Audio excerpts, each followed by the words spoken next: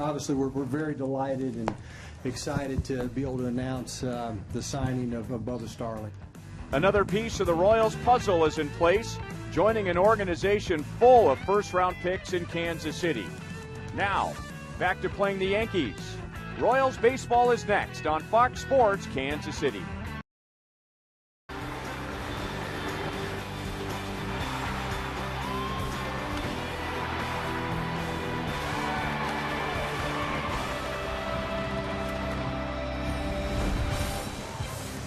Two other Royals former first-round picks played big roles last night in a Royals comeback against the Yankees, but in the end it wasn't enough, and New York took Game 1 from the Royals 7-4. Hi everyone, welcome back to Kauffman Stadium with Royals Hall of Famer Frank White. I'm Ryan Lefevre. That was the bad news. The good news after the game was that the Royals signed first-round pick Bubba Starling, with the money being as big a story as the player was, but to become a championship team, you have to sign great players. And the Royals have really made a great effort to do that since Dayton Moore took over. He wasn't afraid to draft Scott Boras' clients. He wasn't afraid to draft the best player in the country if he was available, and they've been able to get those guys signed. And it wasn't just Bubba Starling, but there were several draft picks that signed yesterday, and the Royals, as they have been lately, been spending as much money as any major league team during the draft. Well, Ryan, I tell you, the first wave are already here in Kansas City. The second wave is right behind them, and all the guys that are signed today, that's the third wave that are coming behind these guys. So the Royals have done a great job in solidifying their minor league system after being voted the best in baseball. And now the question becomes, how long does it take those guys to become players like Alex Gordon? Well, he was drafted in 06, and now he's having his best major league season 5 years later. Well, what they've done differently now is when Alex came, they didn't make him go step by step. The Royals have really been careful to move their players step by step, let them finish a full season, let them play together, let them win together, and then they all sort of come here together as the guys we see on the field today.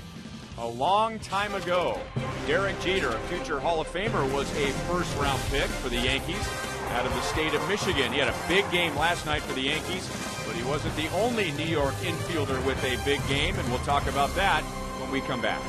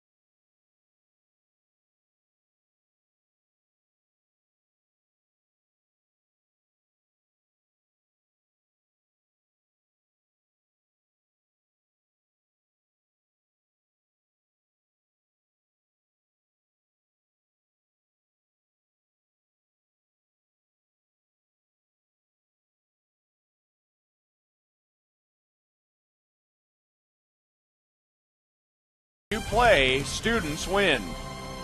Danny Duffy will be facing the Yankees for the first time tonight, and will be facing this lineup. Well, the Yankees going to move their captain, Derek Jeter, to the #1 spot, 3 RBIs in last night's game. And you got some new guys in there tonight. Andrew Jones will be in there, and also Eduardo Nunez. Robinson Cano had 2 hits for the Yankees, but his impact, Frank, was with the glove last night. Well, what a smooth player, Ryan. And when you look at Robinson Cano, you just look at a guy that's so confident on defense, and when the game goes fast, he's got the ability to slow things down. Under control, nice throws, kind of know how to approach everything. Even on balls in the dirt, he's able to scoop, tag, and still get the play made. And here's how the Yankees are lined up defensively, presented by Ram Trucks. Curtis Grander's having a great year, 117 games, only 3 errors, and Robinson Cano at second base leads all second basemen in total chances. Ivan Nova will be doing the pitching, and Russell Martin will be catching today. For the second straight night, the Yankees will be facing a pitcher they've never seen before. Danny Duffy, a big test for him. The 22-year-old goes up against the first-place New York Yankees. Royals and the Yankees, the first pitch is next.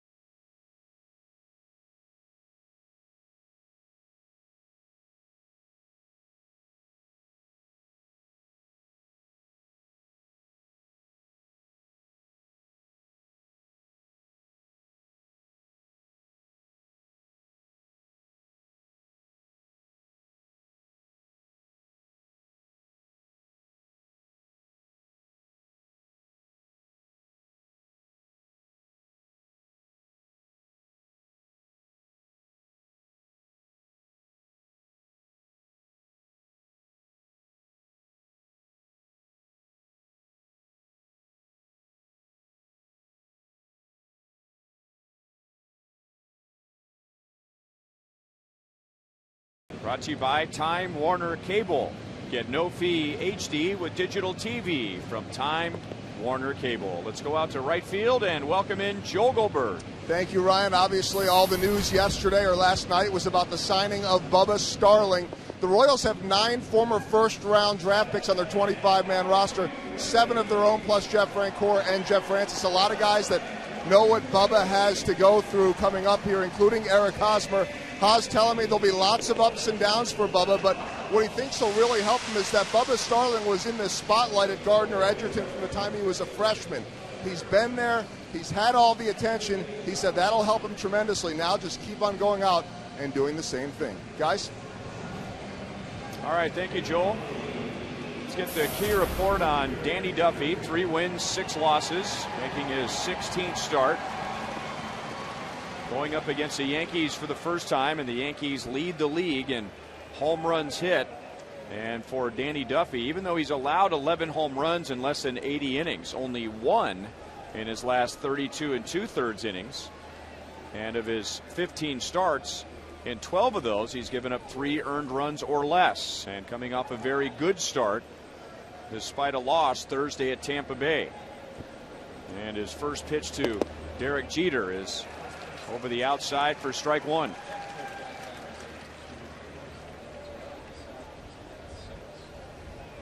Three hits for Jeter last night, 3 RBIs, including a 3-run triple that came in the 6th inning. Put the Yankees back out in front after the Royals had just taken the lead in the bottom of the 5th. Jeff Francoeur runs down the line drive from Jeter. 1 away. Now Ram Trucks will show us the Royals defensively. I'd rather have the same reliable outfield out there tonight, and on the infield, you got Mike Moustakas, who hadn't been swinging the bat that well, but been able to do well on defense. And you got Danny Duffy, 16th Major League start, being called by Salvador Perez.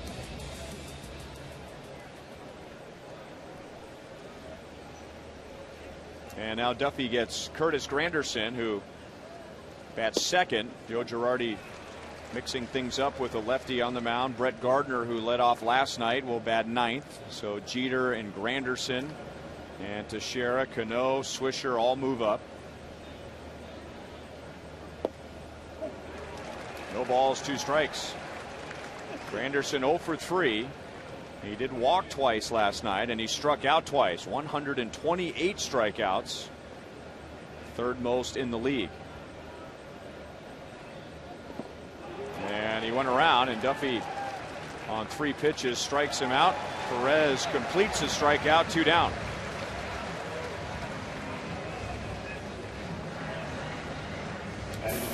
Beautiful night in Kansas City, 82 degrees with a little breeze blowing in from the south. Game started right on time at 7:10. And the time and temp is brought to you by the Parking Spot. Easy to spot, easy to park. The Parking Spot at KCI. And across the knees, 6 pitches, all strikes for Danny Duffy. 0-1 to Mark Teixeira.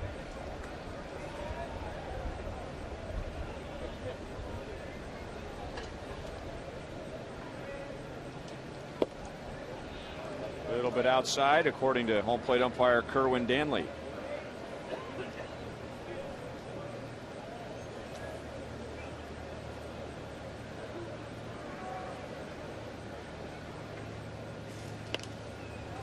One and two. And Frank, you used the term, and it's so appropriate tonight for Duffy against the Yankees. He has to throw actual strikes. Well, they're going to make him do that. Otherwise, he'll be having a lot of deep counts. And the previous pitch on the outside corner, that he's going to need that pitch, and that's going to help him a lot.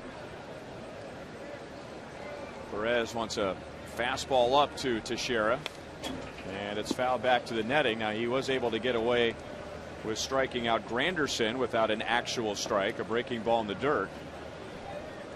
Yankees are 5th in the league in team batting average, but 2nd in on base percentage.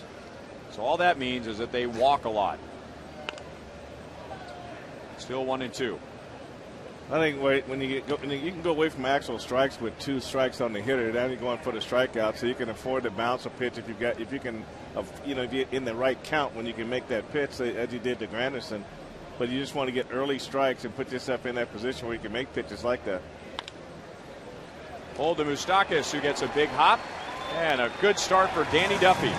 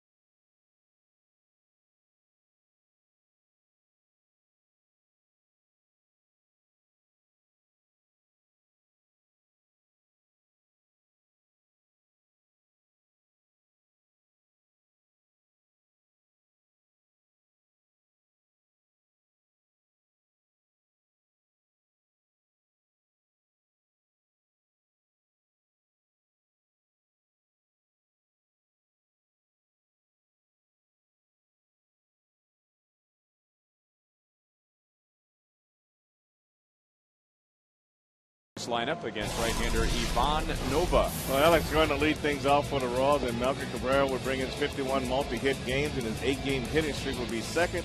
And this Royals lineup will be anchored by Alcides Escobar, who's hit .294 over his last 61 games.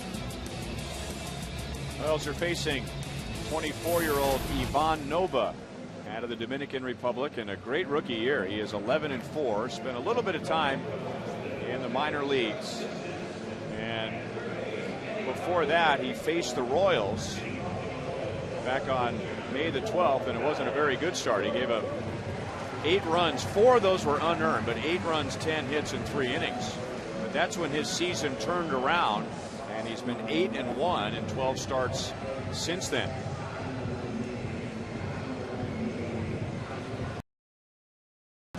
Alex Gordon 1 out of 3 with a walk. A stolen base is 12. 2 runs scored last night. Checks in at .298.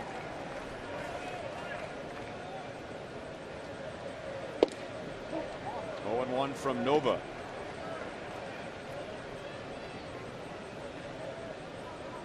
Talking about first round picks. The Royals with 4 in the lineup tonight and a second-round pick. Alex in 05, although he didn't start playing until 06. Billy Butler the year before him. Eric Hosmer in 08. Mike Moustakas in 07. And Johnny Giavotella was a second-round pick in 2008. A pretty good draft in 08. Eric Hosmer and then Johnny Giavotella.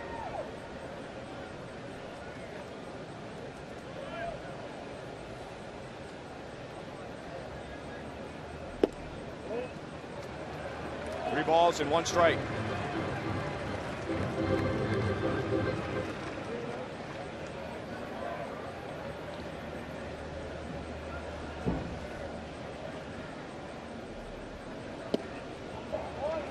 A called strike. 94 miles an hour, tailing in on Gordon's hands. Joe Girardi's team is tied for first place after beating the Royals last night. The Red Sox did not play. Red Sox play a doubleheader tonight with Tampa Bay. Hard slider strikes out Alex, 1 away.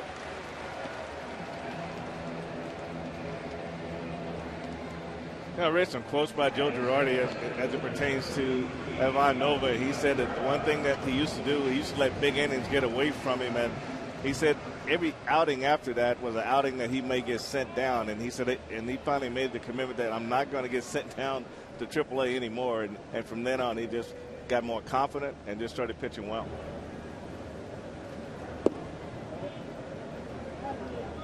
And that is called a ball to Melky Cabrera. 2 RBIs for Melky last night against his former team. 1 on a bases loaded walk. Melky has an 8-game hitting streak, and his good buddy from the Dominican Republic, Robinson Cano, throws him out 2 away.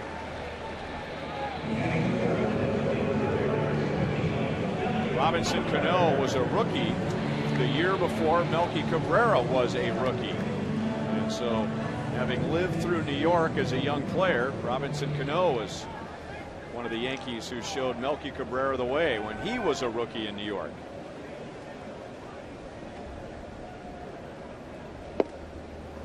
Fastball at 94. 0-1 to Billy Butler, who had a 2-run single for the Royals in their 3-run 5th inning last night, and that put the Royals in front 3-2. And the Yankees came right back in the 6th and scored 3 and ended up winning the game 7-4. 1-1.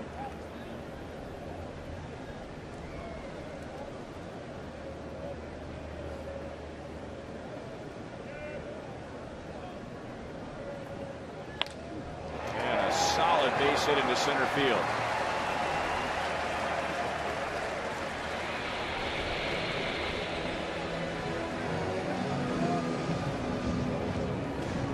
Billy gets a high fastball here out over the plate, drive it back through the middle. That's a good swing, right back through the middle. He said when he's on, he's the swing about as pretty a swing you want to see right there.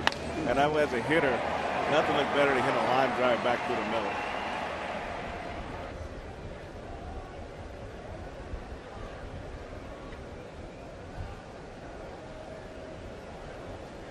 1 on, 2 out to Eric Hosmer. Chasing a pitch down and in. Hosmer hit his first 2 major league home runs when the Royals were in New York in May. The first home run against A.J. Burnett. The second home run against Ivan Nova.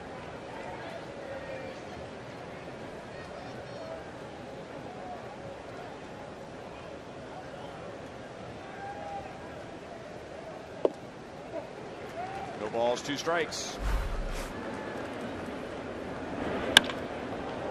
This is a great opening for Eric Hosmer in New York. I mean, what better stage would you want to get your first home run, right?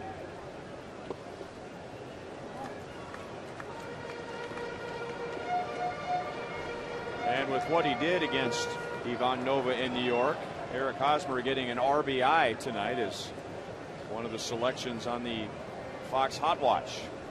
Ivan Nova is a little bit different. He was more a fastball, curveball change when the Royals saw him earlier. Now he's added the slider to his repertoire, and that's taking a lot of the place of the curveball. High and away, 2 balls, 2 strikes.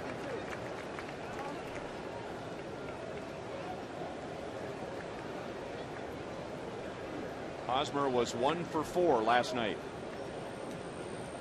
Every Royals starter had at least 1 hit. Royals finished with 12 hits. Yankees winning with 7 runs, 13 hits. Stayed out over the plate. That's to the gap and all the way to the screen. Billy Butler will be waved home. And the ball gets away from Cano, and Eric Hosmer with a double puts the Royals in front.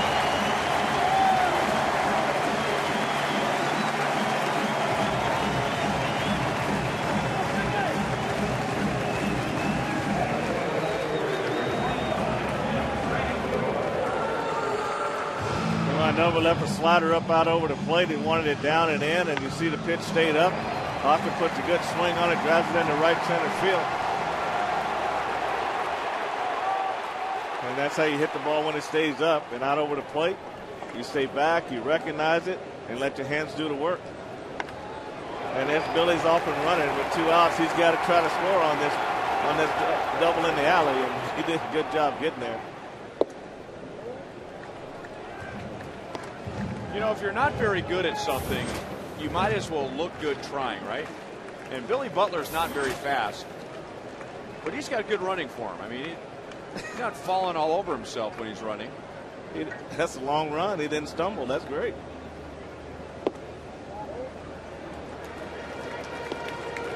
I mean, he does a good job. What's wrong with that running form there? Is nothing at all. Pumping those elbows.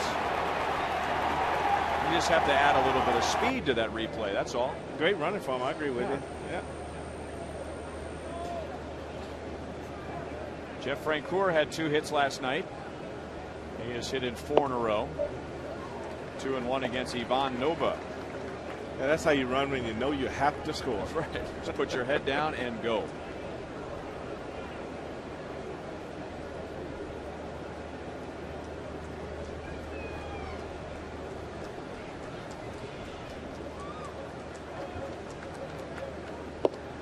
There's the hard slider down and away. So even though the Royals have a run in this inning with a couple of hits, Nova has given a few Royals trouble with that pitch. He struck out Alex with the pitch. He got Hosmer to chase a couple, and now evens the count 2-2 with Francoeur.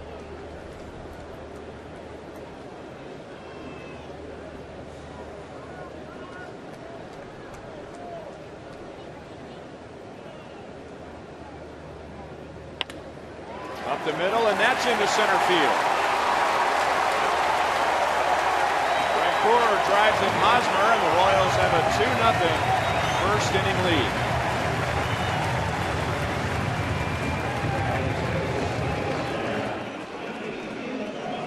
Again, we see where the kid is up in the zone. Francoeur is able to take it back through the middle for a base hit.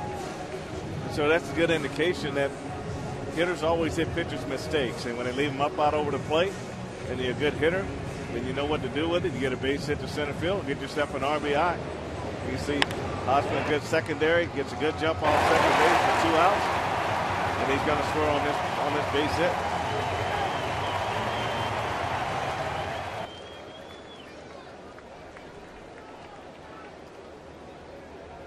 Francoeur's 65th RBI. It was Hosmer's 50th, and now Johnny Giavotella.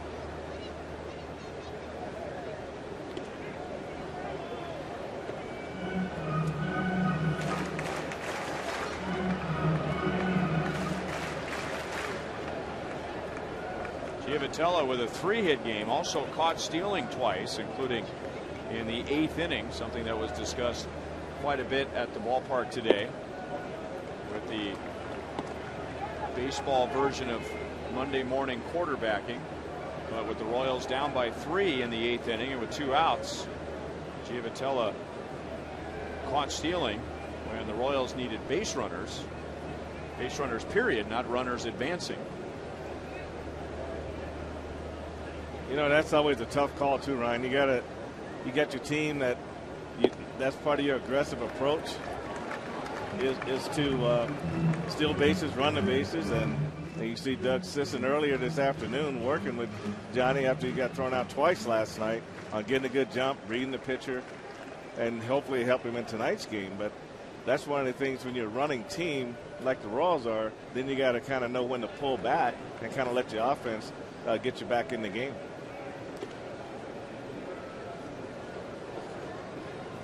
Let's go to Joel.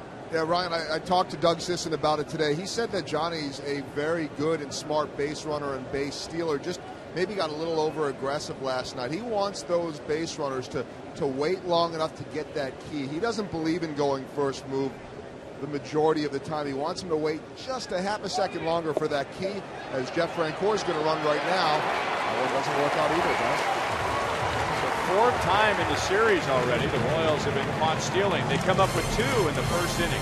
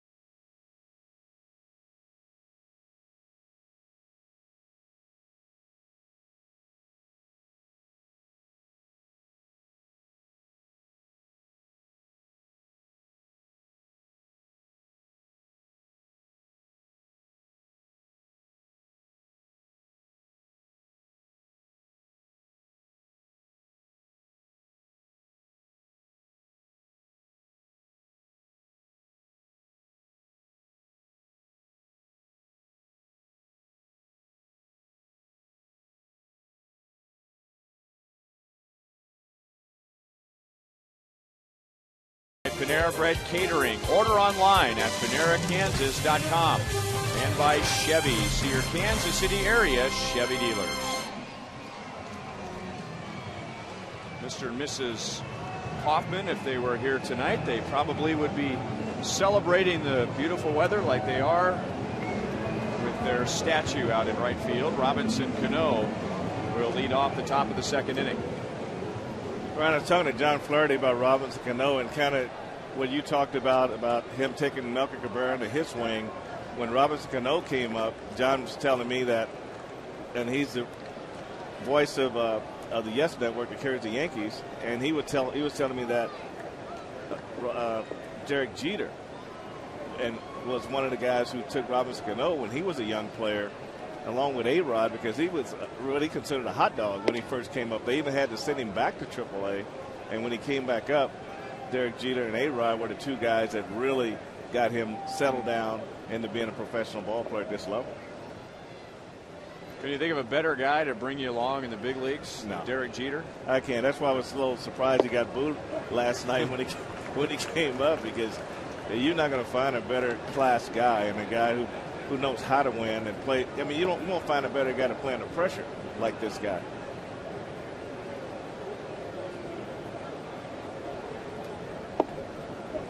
Duffy's ahead, 1 ball, 2 strikes. In Danny's first inning, he threw 11 pitches, 10 strikes, and got the Yankees in order, including a strikeout of Curtis Granderson. It'll be Robinson Cano, Nick Swisher, and Andrew Jones in the second inning.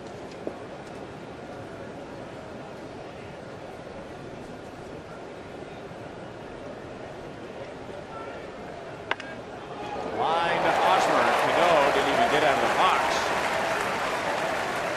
1 away. Well, a nice short swing. Teixeira hit the same type ball last night, and Hosmer just made it look so easy right there. I mean, if you don't have to move, then you can hit him as hard as you want. You just don't have to move sideways and have him hit that hard.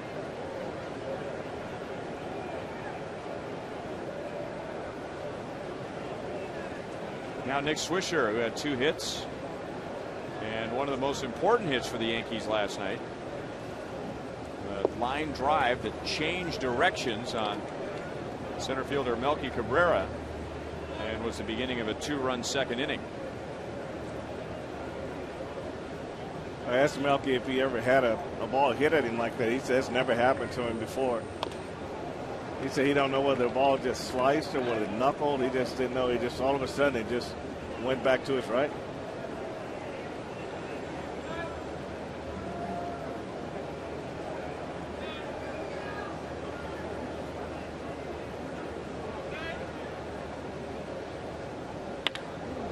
And a base hit into left field for Swisher. Yankees have their first runner with 1 out in the second inning. Every Wednesday is Ink Student Night and Local Music Showcase. You'll get a $7 game ticket, pregame happy hour specials, and enjoy one of KC's best bands. And tomorrow, music from the Good Foot before the Royals take on the Yankees at 7:10. Bruce Chen and Bartolo Colon.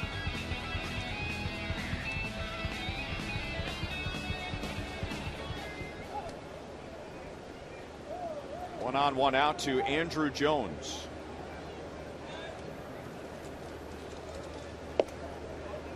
And Duffy's in there with a strike. Jones ended up coming into the game in the 7th inning, pinch hitting for Jorge Posada, who started the game as the DH. And Jones was 1 for 2 with a ground ball single that deflected off of second base.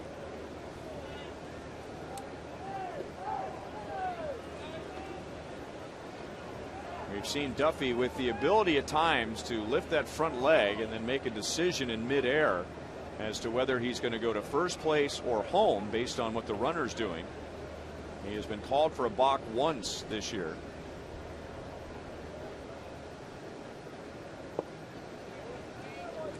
One ball and 1 strike on Jones.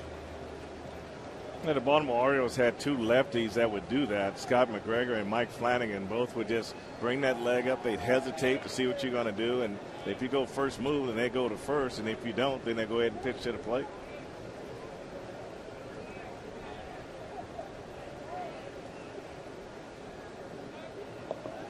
And that hit Jones on the foot.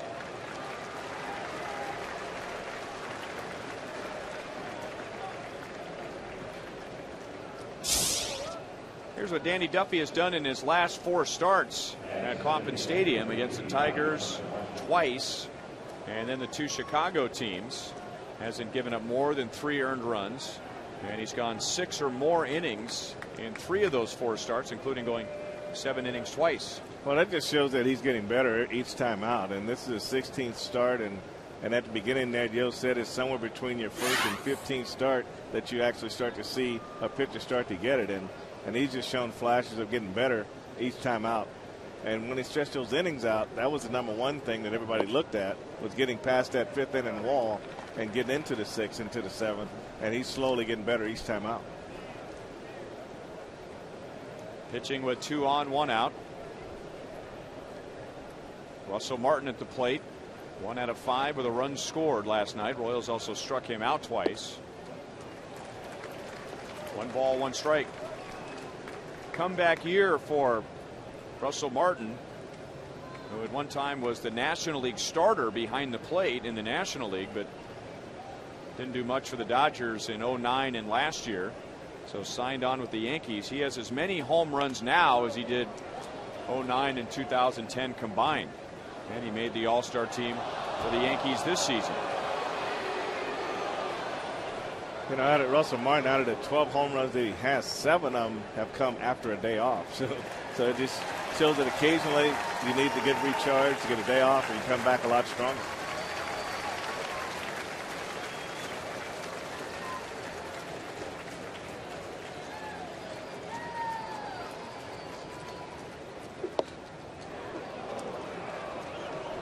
Right down the middle for a ball. 2-2. Well, Danny, that's whenever you see a pitcher just stare straight up in the air, you know he knows that's a pitch that he should have gotten right there. I mean, just below the knees, right down the middle of the plate.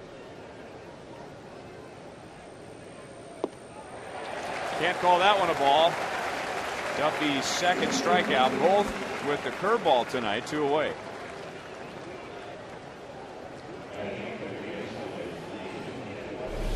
Now, these are the last 2 pitches that Danny Duffy threw. The fastball we thought were down the middle right there on the mitt. Salvador Perez didn't have to move, and then he comes back, snapped the curveball off, froze Russell Martin at the plate.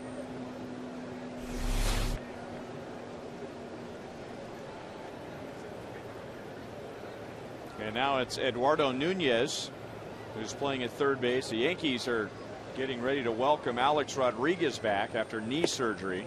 Eric Chavez, the left-hand hitter, was in there last night against Felipe Paulino, and now Eduardo Nunez gets the start against Danny Duffy.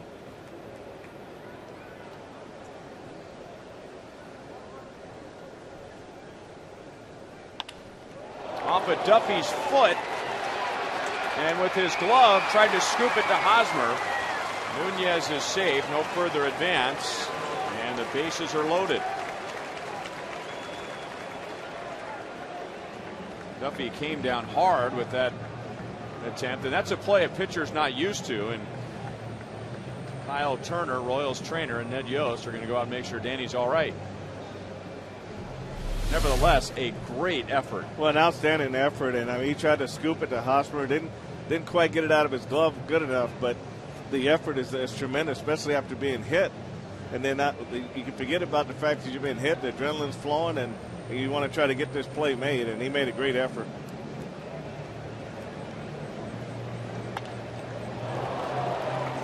So a couple of things are checking on to make sure he's all right after the slide and to make sure he's all right after getting hit by the ground ball.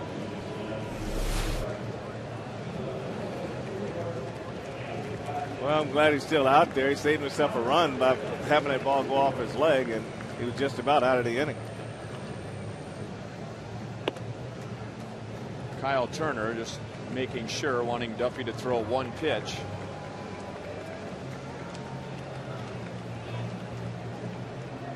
So the bases are loaded, and Duffy will get left fielder Brett Gardner.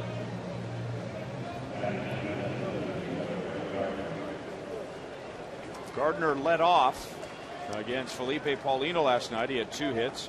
He was hit by the first pitch of the game. So on base 3 times, scored a run, drove in 2.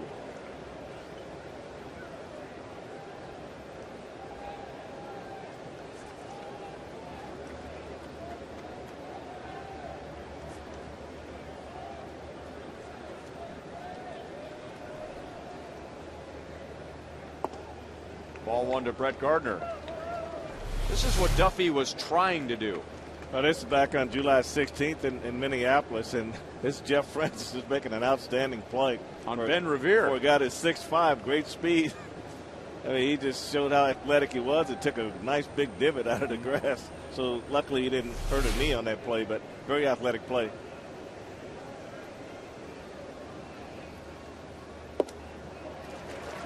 1-1 to Gardner.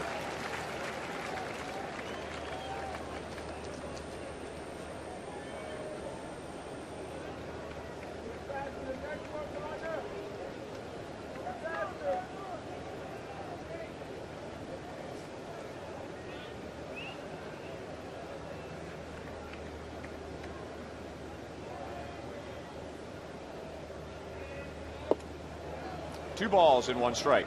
Even though the Royals took the lead briefly last night, the Yankees scoring 2 in the first inning for the first lead. The Royals have given up more runs than any team in the American League in the first 3 innings, which can be tough on the offense when night after night you're playing from behind. Yeah, it is tough, and you can't play. It's almost like you scored 2, they go back and get 2.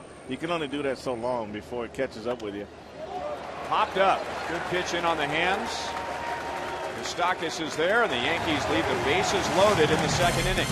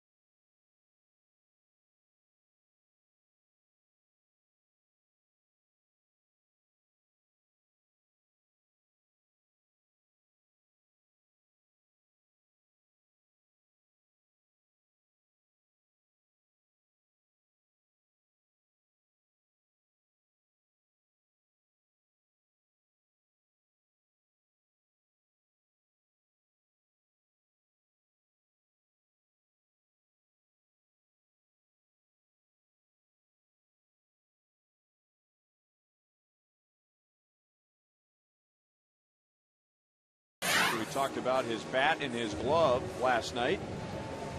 We're going to ask you in our Sprint You Call It question, who is the best second baseman in the American League? Is it Ian Kinsler with the Rangers? Dustin Pedroia with the Red Sox? Is it Cano? Or is it Ben Zobrist, who often plays second base with the Tampa Bay Rays?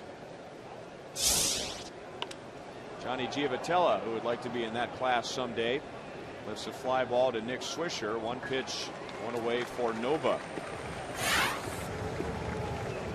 We have plenty of numbers for you. That's page 1. Text 432-432. Enter keyword Royals followed by a space. A for Kinsler, B for Pedroia, C for Cano, D for Zobrist.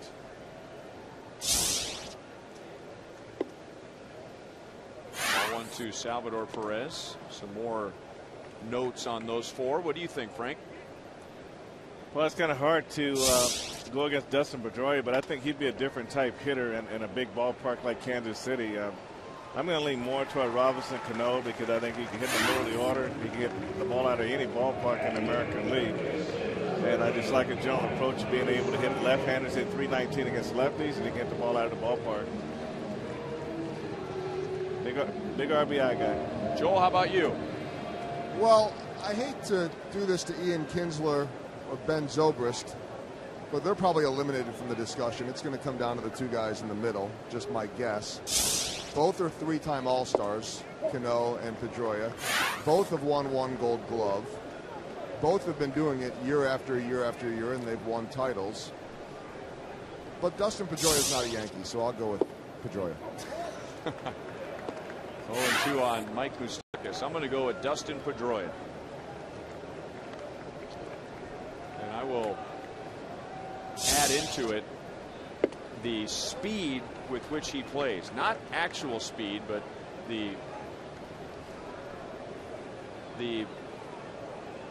heart rate that he plays with. How about that? I mean, he looks like he's just going 100 miles an hour all the time. And Cano does everything as well, but he's got more of an ease to him. Where Pedroia, I think when he stands on the field, everybody else's energy level goes up. So I think the effect that he has on the rest of his teammates and what he adds to that team, that's why I go with Pedroia. One hop to Mark Teixeira, and it's an 8-pitch inning for Ivan Nova in the second.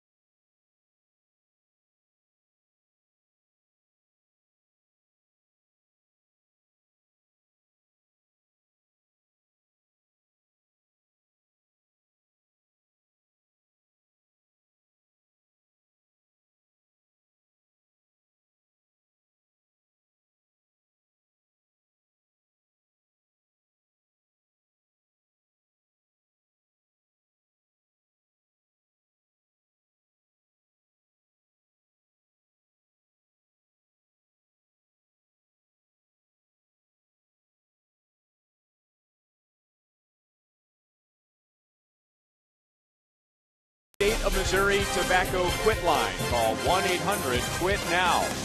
And by Kia Motors. To learn more, visit kia.com.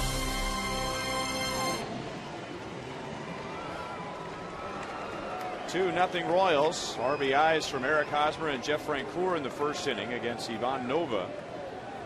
Danny Duffy has 2 scoreless innings. Now second time through for the Yankees. Derek Jeter lined out to right field in the first inning.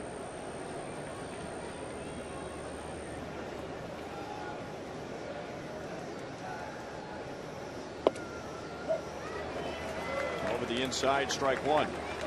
That's Jeter's way of protesting. You hardly ever see him argue. Still kind of shaking his head at Kerwin Damley, who has not been in sync on several occasions tonight with Fox Tracks. Duffy had a 1-2-3 first inning, and then the Yankees loaded the bases with 2 outs in the second, but Duffy able to get Brett Gardner on a pop out to third. So a good start for him. His first start against New York, and a curveball on the ground to third. Moustakas backing up to get a big hop, and then showing off his strong arm to get Jeter.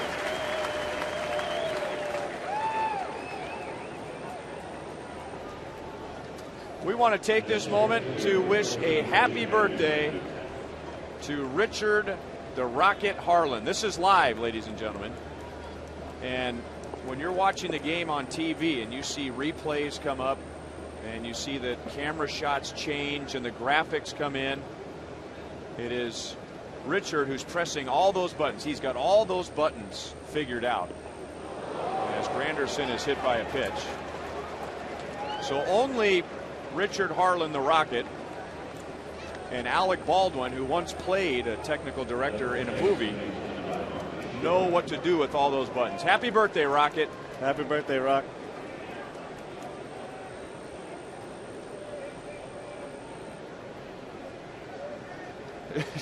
Trying to, did you see that little move there? He had the power to take the camera off of himself because he's the one that actually hits the button. The way it works, producer Kevin Schenk kind of frames the show. Director Steve Kurtenbach is the one that calls out the shots. And then it's Richard Harlan is the one that presses all the buttons.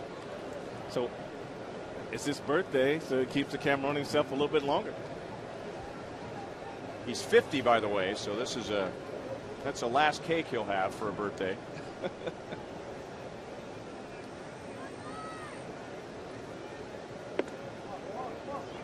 One of the real good guys on our crew for a long time.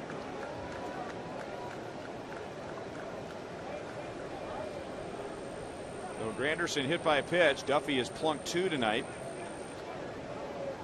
And now Mark Teixeira, who grounded out to third in the first inning. And that's popped up. Perez will watch it land on the other side of the screen and land on the stairs. 2-1. I guess in describing television would be Kevin Schenk would be like the general manager, right?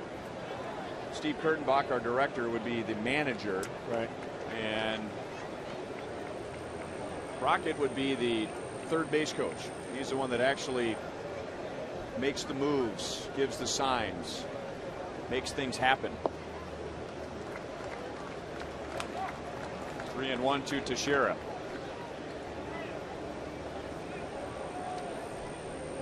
And we're the players. We're the players. Yeah.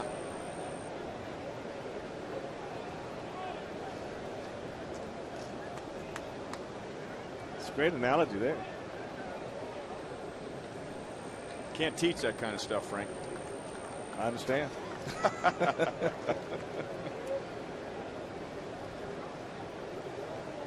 Yankees last night 1 out of 2 in stolen base attempts. Yankees and the Royals tied for the league lead with 120 stolen bases, and now Duffy walks his first, so he's given the Yankees 2 runners with 1 out in the third, and now getting into the middle of the order, or deeper into the middle of the order, getting past Teixeira. Now you have Cano and Swisher coming up.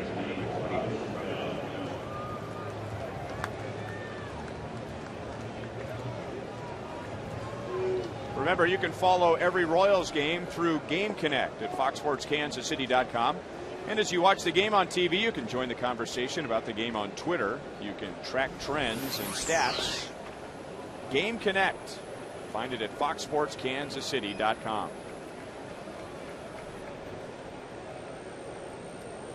When we talked about Robinson Cano, he's hit .319 against lefties, and I asked him, I said, what's your success against lefties? How do you do it? And he says, I've got a inside-out swing, which really helps me on the fastballs, and I can hit the ball the other way. But he really is credited. It keeps the swing short by having an inside-out swing, and he sees the ball a little bit longer. And against Andy Duffy in the second inning, he made an out, but he hit an absolute blur to Eric Hosmer at first base.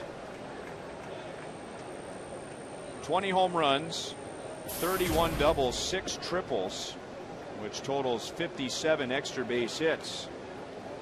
And only 2 other hitters in the league have more extra base hits than Robinson Cano. One of them is at second base, Curtis Granderson, who leads the league. And Cano, with a good swing, fouls it back. It's 0-2. Granderson with 33 home runs, 18 doubles, 9 triples, 60 extra base hits. Well, you look at Cano's 20 home runs, 10 have come with 2 outs, and 7 of those have just broken tie ball games. So he's pretty clutch when he hits his home runs.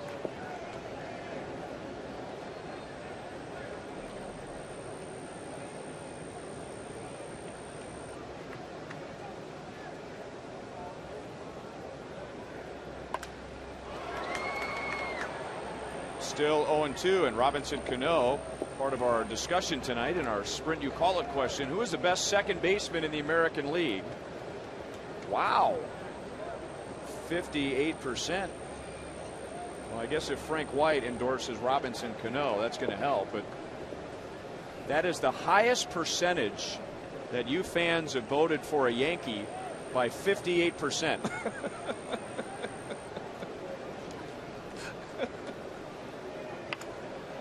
Line to left field. Granderson's going to be waved home on Alex Gordon, and the throw is going to be cut off. Frank, I think that surprised Gordon. I think it also surprised Granderson. Rob Thompson waving home Granderson to the plate. There was a little hesitation with Curtis Granderson coming around third base, and if Alex makes a throw on the mark, it's a pretty tough play at the plate.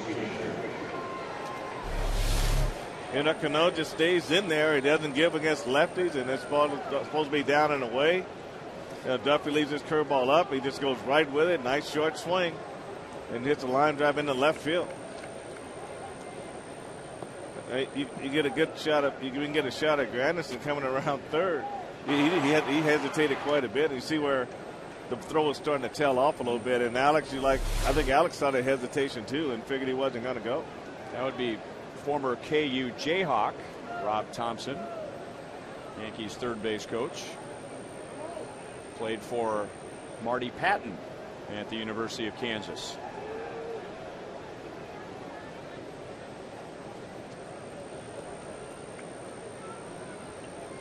So first and second, and one away to Nick Swisher, who singled to left in the second inning, got a fastball up, and hit a rocket out to Alex Gordon. And a curveball is high and away.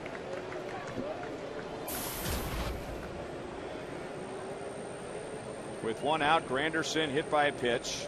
Teixeira walked, and then Cano, who was behind 0-2. Going the other way for an RBI single.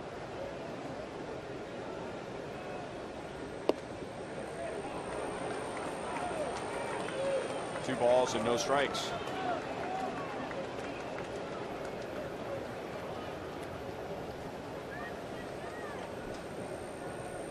But it's never a good situation when you pitch against the Yankees. You pitch behind, get 2-0.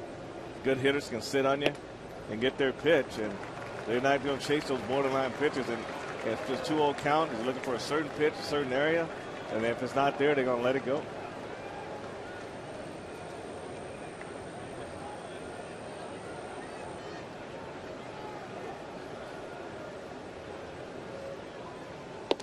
And outside, ball 4.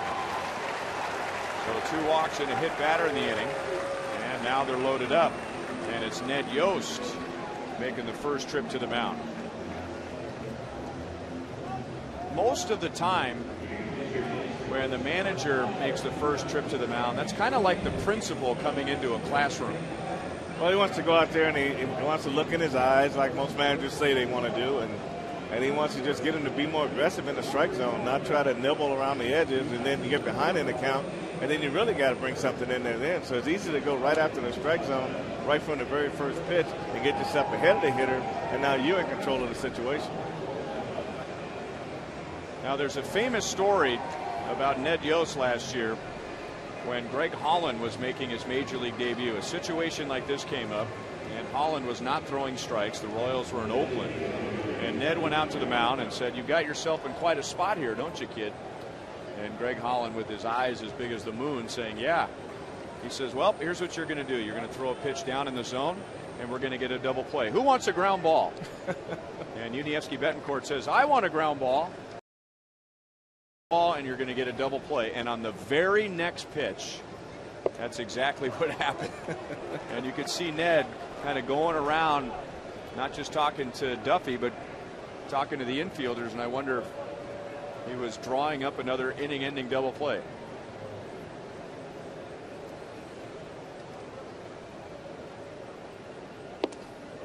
Good pitch over the outside, 1-1. Andrew Jones was hit by a pitch in the second inning.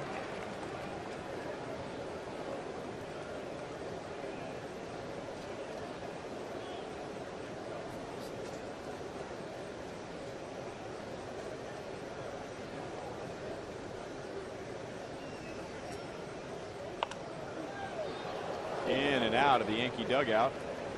1 ball and 2 strikes.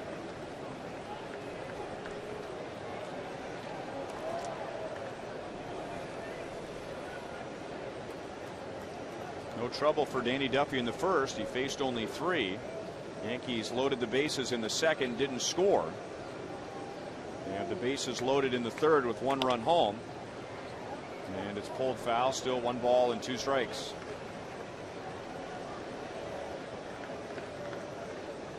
And already Nate Adcock warming up in the Royals bullpen.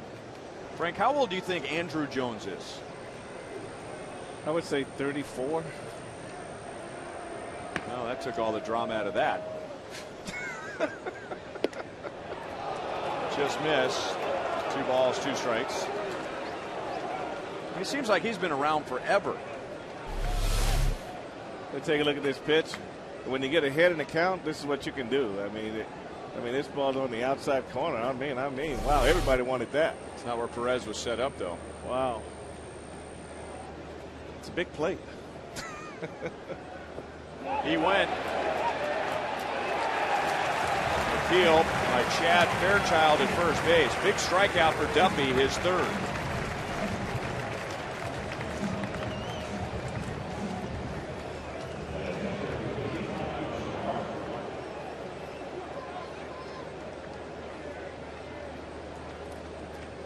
So the bases loaded, 2 outs for Russell Martin, and Duffy struck him out with a curveball in the 2nd inning.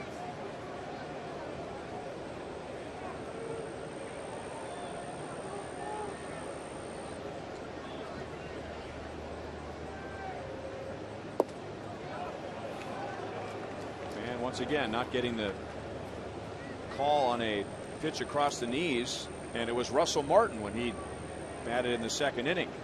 Pitch was called a ball, and a very similar pitch.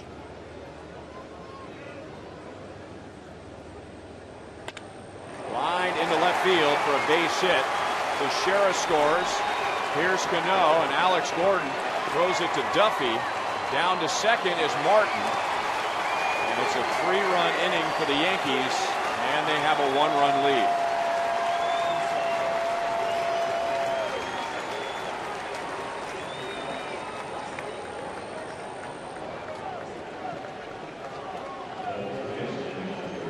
If Danny Duffy gets that first call, it's a little bit different inning. He might not have to come in there with the fastball the next pitch, but he had to do it, and Russell Martin hit a line drive to Alex Gordon in left field.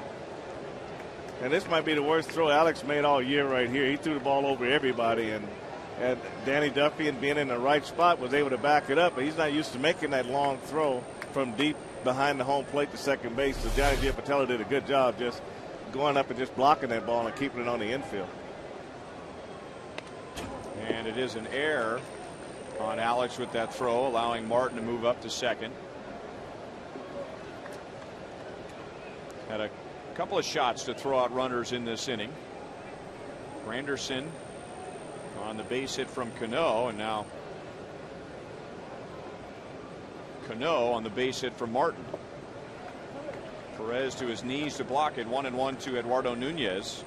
He reached with an infield single in the 2nd inning, and that's the reason why Danny Duffy's uniform is dirty. He's got grass stains across the front of his jersey. A sliding attempt on the grass, trying to scoop a ground ball to Hosmer. Outside with a curve. 2-1.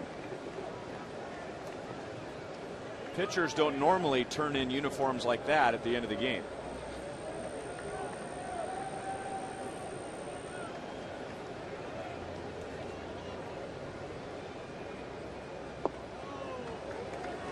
Three balls and 1 strike. Well, sometimes when you have certain balls, Ryan, they're trying to keep that base hit off the board, and sometimes they're called on to do something very athletic, like that play that Danny Duffy was trying to make.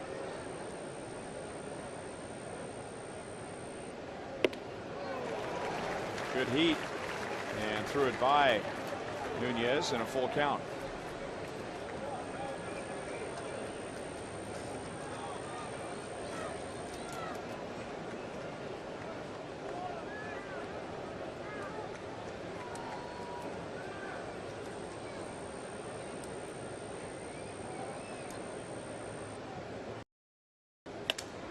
Broken bat, and Francoeur runs it down in right center field. The Yankees get 3 to take the lead.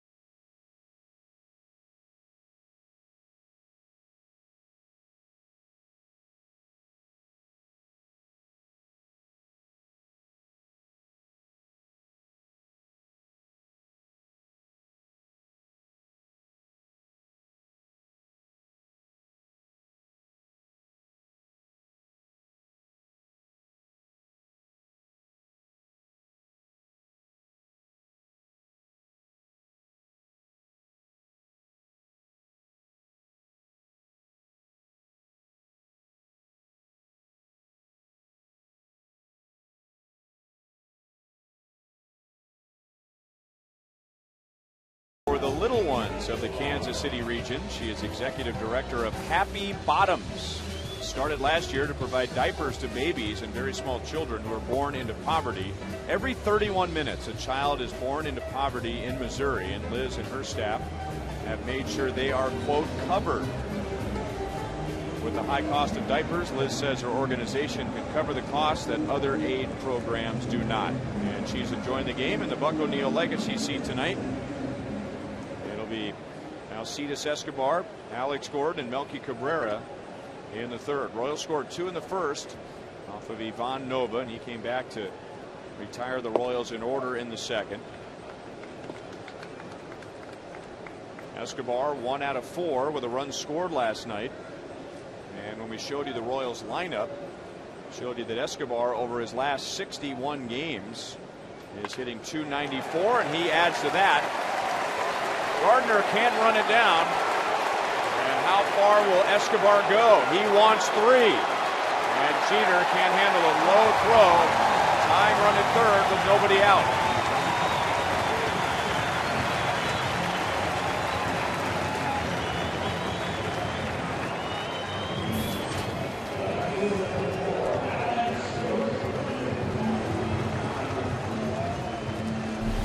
Alcides just hits his 6th triple of the season here. And a fastball moved in on his hands, and he was able to get the bat through it, drive the ball in the left center field.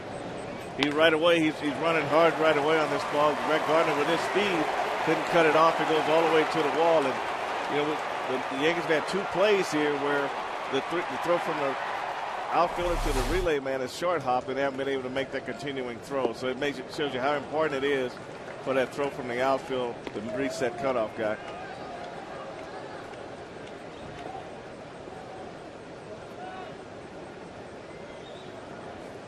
Alex Gordon struck out in the first inning. That's Nova's only strikeout. And only Nunez at third is in. 1 ball, 1 strike. So Alex doesn't need to do a whole lot here to tie the game. Ground ball anywhere other than at Nunez, who now begins to back off on the left side.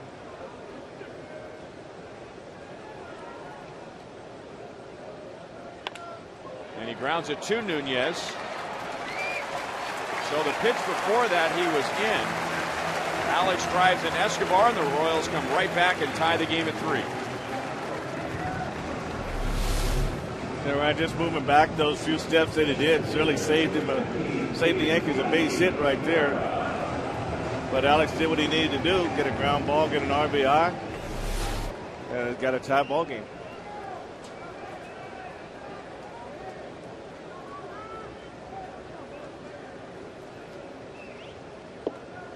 And a strike to Melky Cabrera. Let's go down to Joel. Ryan, you mentioned the close friendship between Melky Cabrera and Robinson Cano. Talking to Cano today, and he was telling me that he's so happy that Melky's been able to bounce back this year. He said he was very good when he was in New York, but he knew that Melky could be even better, and that's where he's at right now. I told Robinson that we've seen Melky do a lot of joking on the field, some of those dekes in the outfield on balls that he has caught, and he said that's exactly who Melky is. I also pointed out to him that over the last 7 days, as Melky, well, this one won't surprise him, Ryan. And he puts the Royals in front.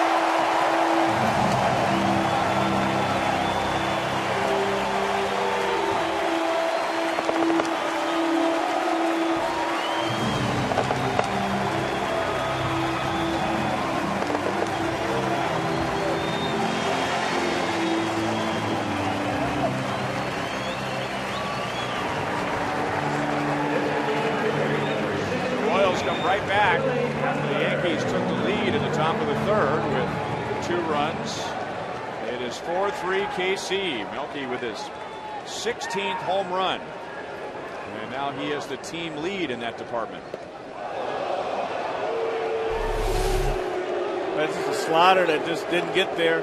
Cabrera did a good job getting the head of the bat through it. It's a line drive right into the bullpen. He got all of that ball.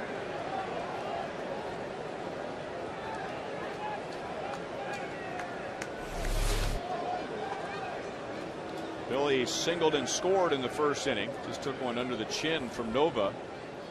Joel, I have a feeling the home run interrupted your story. Well, it's a pretty good one because when Cano was told that over the last 7 days the top 3 batting averages in the American League are Cano, Jeter, Melky, Cano's response was, my 2 brothers, my older brother and my younger brother. Huh. 2 balls and 1 strike to Billy. And Melky had some words for Cano as he was running the bases. Yeah, whatever. Kids these days. Billy with a base hit into left field. The Royals are a double shy of hitting for the cycle in this inning, and Billy Butler is 2 for 2.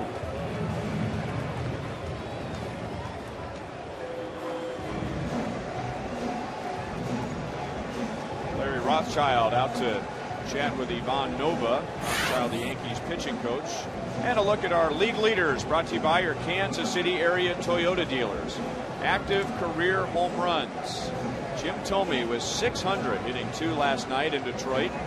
And the milestone home run was against lefty Daniel Schlereth.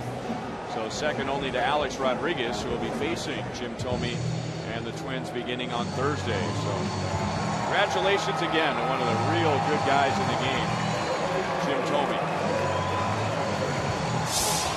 Ironically, Jim Thome's first home run came against the Royals. It was at the Yankee Stadium against Steve Farr. It was the former Royal Steve Farr.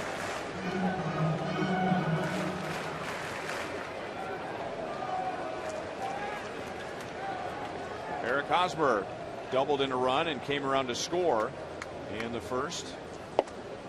And Nova throws a strike. It was Hosmer's first extra base hit in 2 weeks.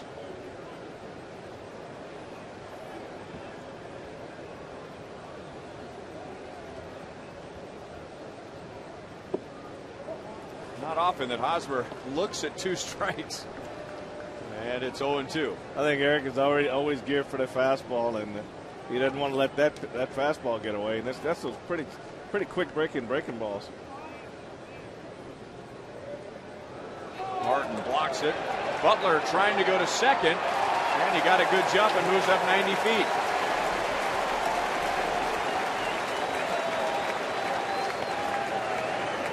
Billy Butler is running wild tonight. That's good running form, as we talked about earlier. He read the ball in the dirt and went right away, and that's what you have to do. Good secondary lead. Saw it in the dirt and continued into second base.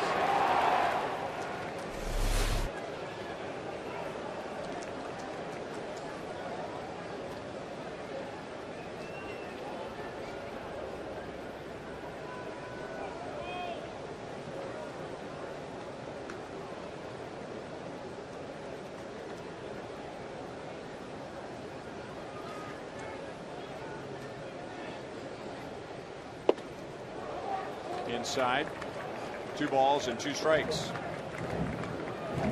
Royals with 2 in the first, Yankees with 3 in the third. And now the Royals right back. Alex Gordon's ground out. Got Escobar to the plate. He had tripled to begin the inning. And Melky Cabrera with a home run to put the Royals back out in front. And now Butler at second base for Hosmer. And once again, Martin blocks it. Butler not going anywhere. 3-2. Well, we'll take a look at this. We'll look at Derek Jeter when he went to cover second base here. Normally go right to the base, but it's almost like he wasn't expecting a throw on that play, and he was well up in front of the bag on that throw. And look how far back between his legs he caught the ball. I mean, it's almost like he was coming there as a courtesy, not expecting a throw, and all of a sudden, here comes a throw. So right there, you normally would just come right into the bag and wait right there, but he goes right past the bag, even though the throw was coming. Wow. And ended up almost 2 feet in front of second base.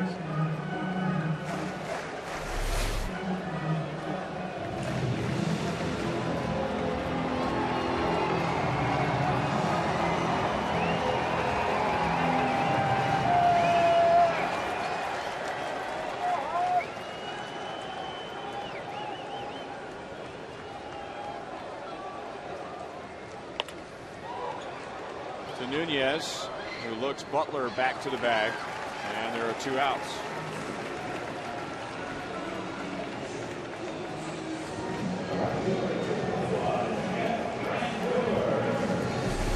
In this situation, with a runner on second base, the third baseman's off the bag quite a bit, so he wants to make sure that that runner from second base is not coming down. He wants to freeze him long enough and get him going back, and then he makes the throw to first base.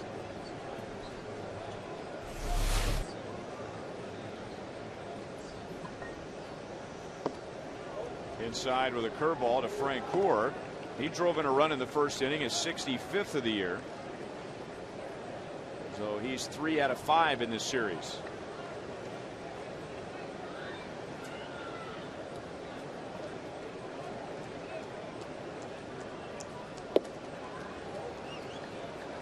Two and 0.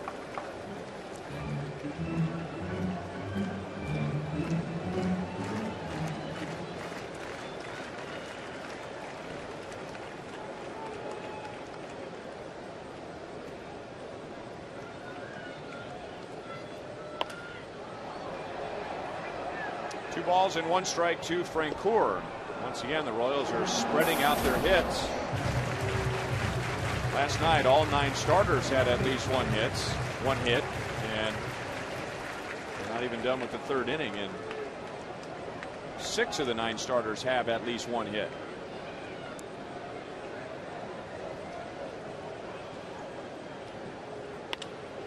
Hit well, left center field. Granderson sprinting, he didn't get it. Butler scores again. Frank Coor drives in a runner again, and the Royals have hit for the cycle in the 3rd inning against Ivan Nova.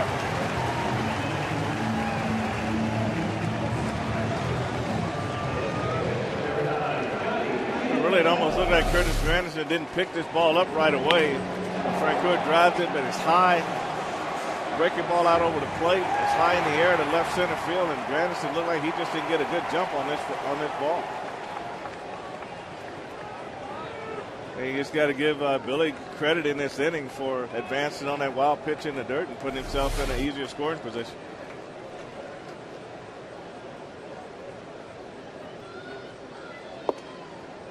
Strike to Giavotella.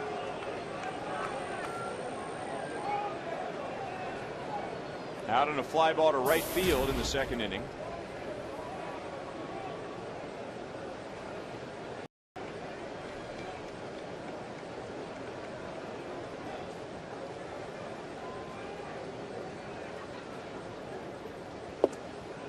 This is a reversal of last night's game. Remember, the Royals had just taken the lead with 3 in the 5th inning, only to watch the Yankees come back with 3 in the 6th.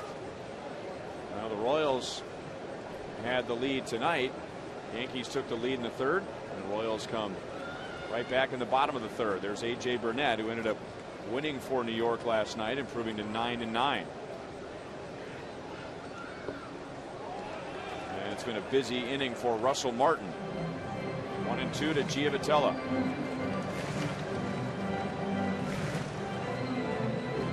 All right, and take a look at the outfielders here for the Yankees. They play the shallowest outfield of any team that's coming here this year. And so you always ask yourself, how do you get a triple to left center field? As a right-handed hitter, that's how you do it. They play shallow. You hit a line drive, you split them. The ball goes all the way to the wall. They do more chasing the ball in that case. And Alcides Escobar was able to get himself a triple. Outside, 2-2. That's a bit odd in this ballpark because the gaps are so big and there's so much room behind the outfielders. That's a huge, and if you get anything that's similar to a line drive in those gaps, that ball's going to go all the way to the wall. And then last night, Swisher and Wright made some really nice plays to save some early runs, but it's that long one that's going to get you sooner or later. And Martin blocked it, but he didn't realize he blocked it. Looking in the air, and then behind him, second wild pitch of the inning for Nova, and Frank Coor.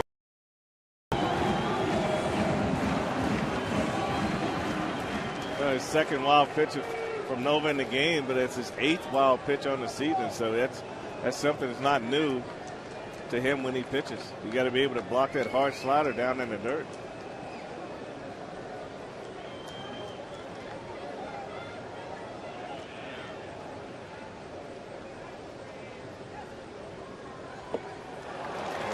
the inning with a strikeout, but the Royals come up with 3 and they hit for the cycle. Now Cetus Escobar opens the inning with a triple. Melky Cabrera with a home run, a single from Billy Butler, capped by a Frank Howard double.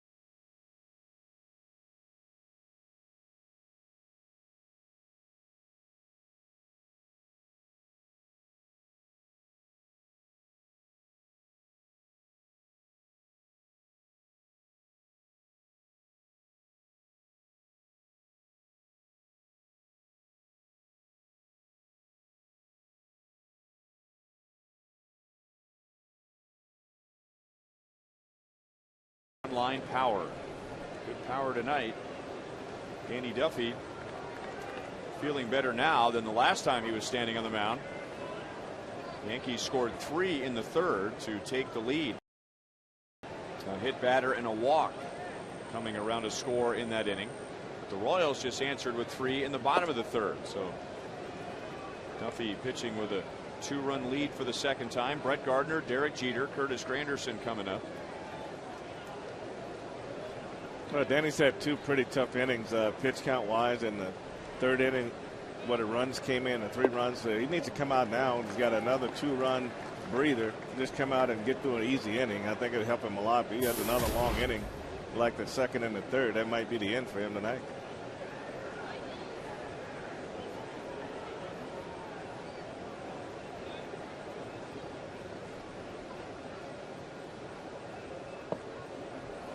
Curveball missed away, 2-1. Gardner popped out to third with the bases loaded in the second inning.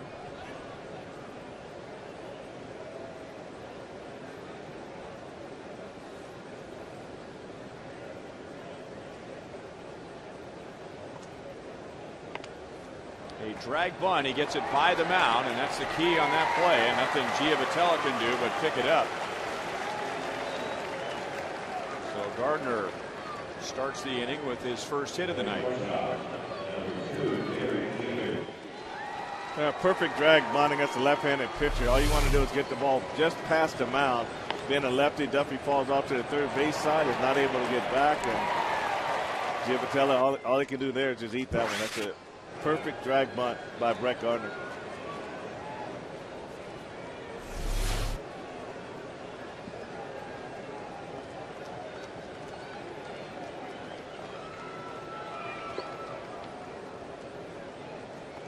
So Jeter at the plate with a line out to right and a ground out to third. And a huge distraction at first for Danny Duffy. Brett Gardner has 36 stolen bases. And Jeter takes ball 1. Coco Crisp, the former Royal, now at the A's, leads the league. He has 37 stolen bases.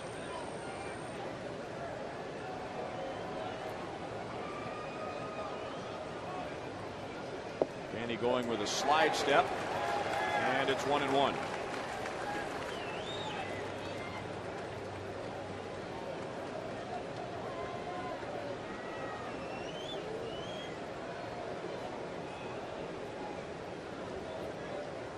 Take that back. No balls, 2 strikes. And Jeter looking up at the scoreboard and seeing 1 ball and 1 strike with the first pitch is called a strike, so it's 0-2.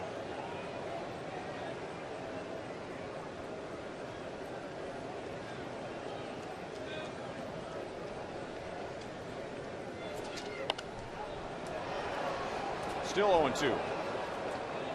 When the season began, the Derek Jeter 3,000 hit countdown was underway, and he did not get off to a good start. He went on the disabled list with a calf injury, the last thing he wanted to do. But 2 things happened. When he came back, he was able to time it perfectly to get his 3,000 hit in New York. And he really started hitting after coming back from the DL. He went 5 for 5 in the game when he got his 3,000 hit. So 260 before the injury, 326 after the injury. And if you look at the second half as a whole, he's well over 300. And on the production side too, 19 RBI in 21 games. So that's a hit down in the order. That's pretty good. He got to a tough pitch down and in. Gardner to third. He'll be waved home. Escobar plays the throw on a short hop, and Derek Jeter drives in his 4th run of the series.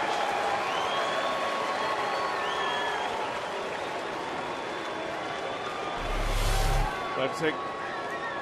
It's kind of interesting on Brett Gardner at first base being a lefty. Duffy was able to freeze him, and when this ball was hit, that's when that speed takes over, and that allows him to make up some ground because he didn't get a good secondary off first base. So with Gardner's speed, he's able to score from first base on that ball in the corner to Alex Gordon. Alcides Escobar goes over to tell him nice hit.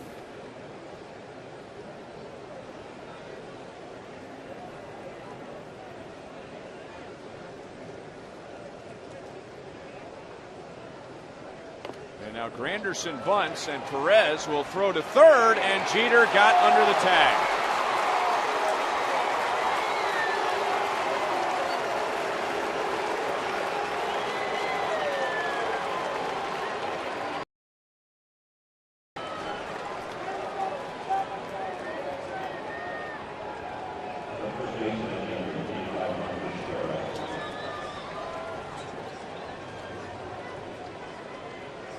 No base hit. It's a fielder's choice. 2-5. Take a look at this bunt. It's a tough pitch to bunt. He was able to get it out in front of the plate, and Perez comes up throwing right away. But a high throw to the inside, and Derek Jeter was able to get underneath Moustakas' tag at third base.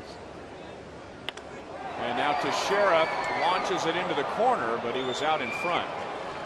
Just missed a 3-run home run.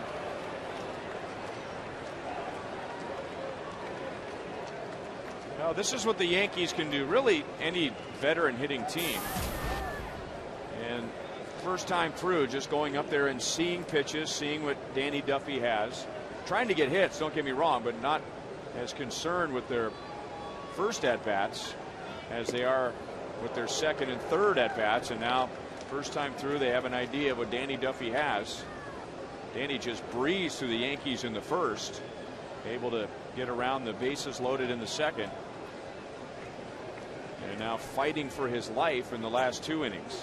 Well, everything up, they've just haven't had good swings at it, and they've been able to drive some of those pitches. And you can see right there, that fastball's up, followed by, it was a curveball up before that pitch. And they look at the Yankees are 25-10 against left-handed pitchers, and they did have a string of 7 straight until they ran into David Price. So they've done very well against left-handed pitchers. But right in this inning right now, even though Derek Jeter down, everything up that Danny Duffy's leaving up, they're taking hacks at. Just missed. And Danny's got to be careful. I mean, it was close, but he's got his own issues at the moment. He doesn't want to infuriate the home plate umpire. Not when you're struggling to hit the strike zone on a regular basis, and the umpire can always come back and use that against you.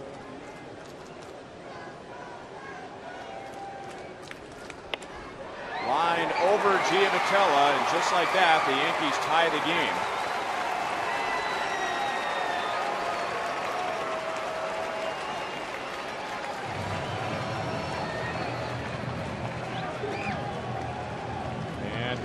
Ned Yost. So Danny Duffy, who was breathing fire in the first inning, 3 up, 3 down with a strikeout, allowed 3 base runners in the second, 5 in the third, and now the first 4 have reached in the fourth. Ned Yost has not made a move,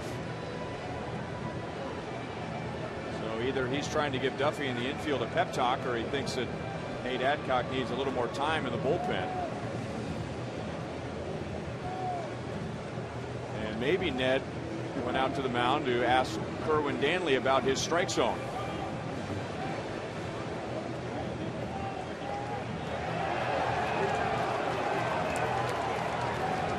Now that seemed harmless, and there's 2 ways to look at it. First of all, umpires don't want to be shown up, and Ned clearly was walking off the mound talking to Danley. And then, even though this rule isn't really enforced in the big leagues, you are not supposed to argue balls and strikes. That is supposed to be, and I say supposed in quotes, supposed to be an automatic ejection. Well, it's supposed to be, and a lot of time managers go to the mound and wait for the home plate umpire to come out there, and then his intent is not really to take the pitcher out, which is what I think Kerwin Danley was thinking. But Ned Yost started talking balls and strikes on the way down the hill toward home plate, and that's what got him ejected on at this particular time. And I think it all goes back to that first pitch.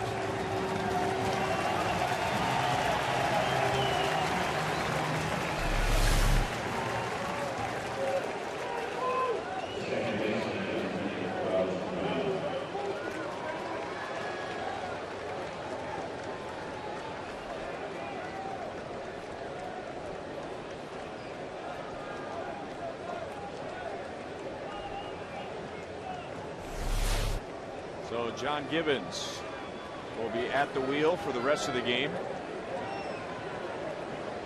Well, if anything, I would think if I was a 22-year-old lefty fighting to stay in the game against the Yankees, and my manager comes out, first of all, gives me a pep talk, allows me to stay in the game, and gets thrown out on my behalf, that would be a bit of a confidence boost.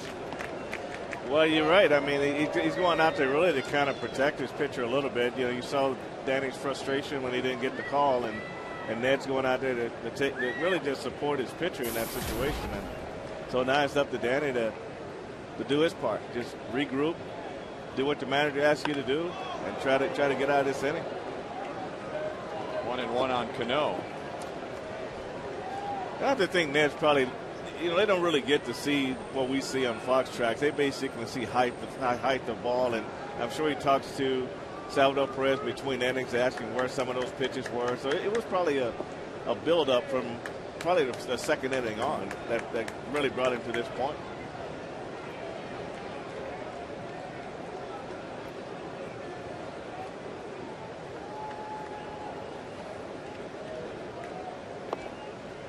I don't know if Ned wanted to get thrown out of the game, but since he's become Royals manager, I can't think of one time where he was thrown out and you sit back and you go, now why did he do that? I mean, he always seems to have a purpose, maybe to fire up the club, if not to support one of his players. And he was going to let Kerwin Danley know what he thought about his strike zone and see if it has a positive effect on Danny Duffy. Well, Kerwin Danley let him walk quite a ways. They discussed it a lot longer than I thought they would, and they got down their home plate. And, you know, the umpire always say that's enough. Don't argue balls and strikes, and you take it one more step, and that's usually that one step that gets you ejected.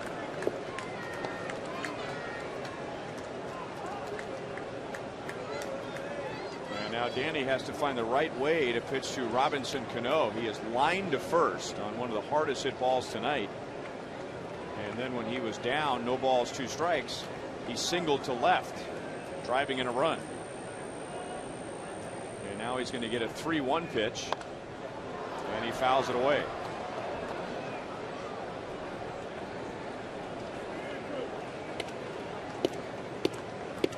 I mean, we've seen it before. Manager gets thrown out, and you don't say it on the air, but you look at one another and say, oh, whatever. That didn't make any sense, but there was a purpose behind Ned making the first trip, waiting for Kerwin Danley and escorting, if you will, Kerwin Danley back to his position behind home plate. Yeah, I think that was the intent right there. And you're trying to get your team fired up, too. You're trying to, you know, this is a tough week for the ball club, and he wants these guys coming out ready to play against two of the best teams in baseball. And when you do this seesaw type game, he wants his team to get ahead in the game. He wants to hold on to it for a little while. And when you go out and get two, give up three, get three, give up two more, I mean, that's what drives the manager nuts.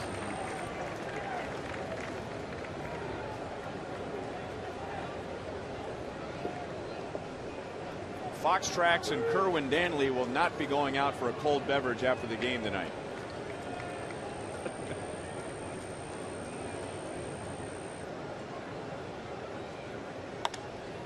Another foul ball from Cano.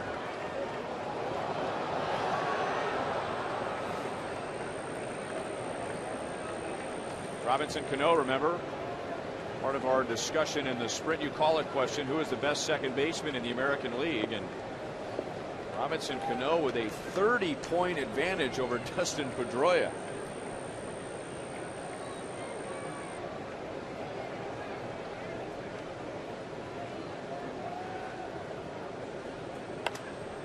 And another foul ball. 86 pitches for Duffy, and there is nobody out in the fourth.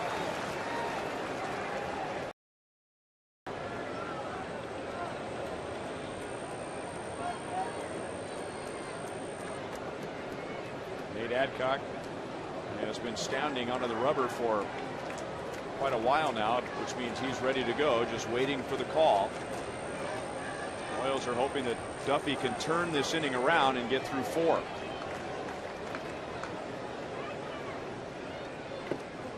Curve, and he just got a piece of it. That's 5 straight foul balls from Cano.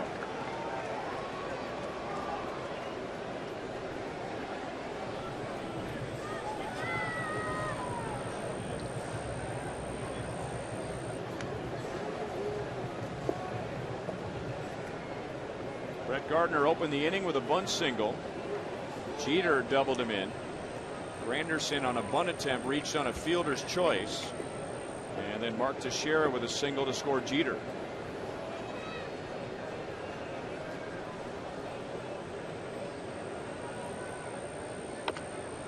And another foul ball. It's a 25-pitch inning without an out.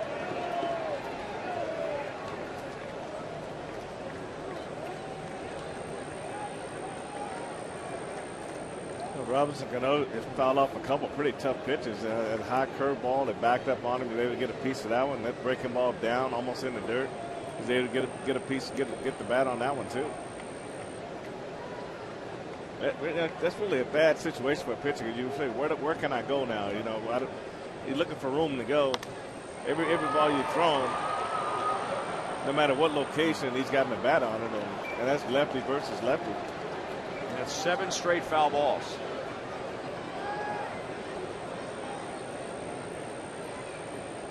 They get Robinson Cano saying, okay, I'll foul off the tough ones and I'll just try to wait and hope you make a mistake. And that's how these long at bats go.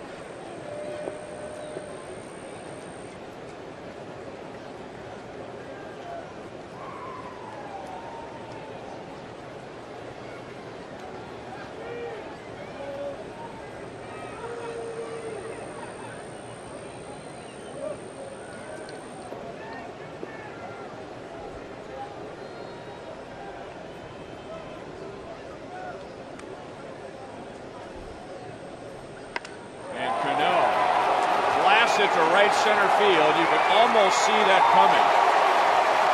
A 3-run home run, and New York leads 8-5.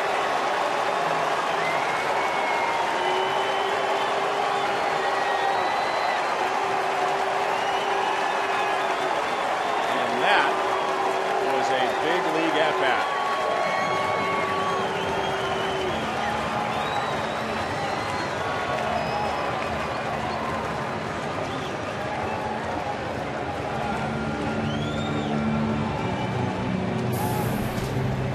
Called to the bullpen, and it's Nate Adcock. He comes on with the bases empty and nobody out.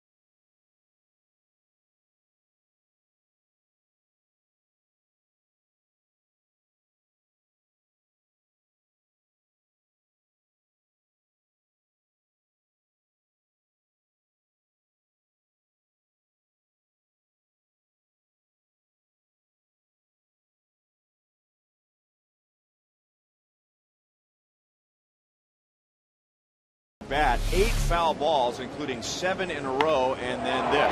He just waits for a breaking ball out over the plate there. That's one of the only actual strikes that Danny Duffy threw him in this at bat. He fouled off the tough pitches, and he waited for Duffy to make a pitch out over the plate, and he drives it into right center field. And we talk about Robinson Cano being a .319 hitter coming in against the left-handers. He continues that tonight. He's hit .299 against right-handers. So Nate Adcock, and for all intents and purposes, he gets a clean inning because he comes on with nobody on, nobody out.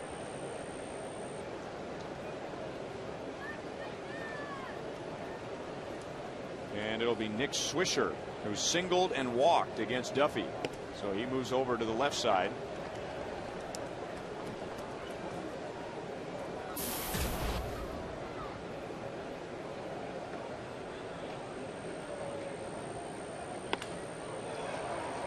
One hop to Giavotella, and that's the first out of the inning.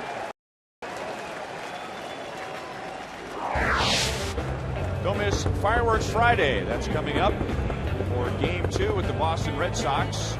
Royals take on Boston at 7:10. And be sure to stay after the game for a great fireworks show presented by Hy-Vee and Pepsi. For more details, visit Royals.com/fan-value. Andrew Jones jammed badly by Adcock. Eustaquis throws him out. 2 away. Before Danny Duffy gave up that home run to Robinson Cano, he had allowed 1 home run in his last 34 2/3 innings, which is a pretty handy statistic when you're facing the Yankees. Royals losing Game 1 last night, but kept the Yankees in the ballpark. And for Duffy, it's just the 4th time in 15 starts that he's given up more than 3 earned runs. Russell Martin had a 2-run single in the 3rd inning. He's 1 for 2. 1 ball and 1 strike.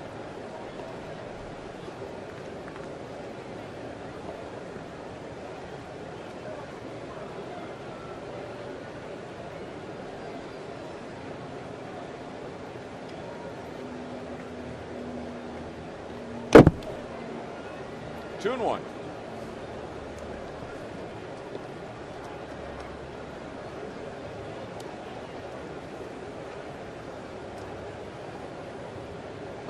This is not Adcock's first appearance against the Yankees. He faced the Yankees in May and pitched an inning and 2/3 scoreless.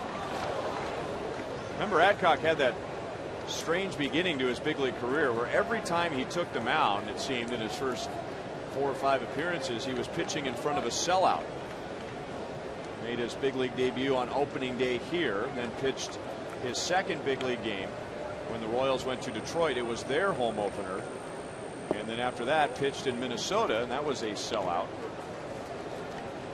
So quite a change for a guy who played in the Florida State League last year for Bradenton, the A-ball level for the Pirates.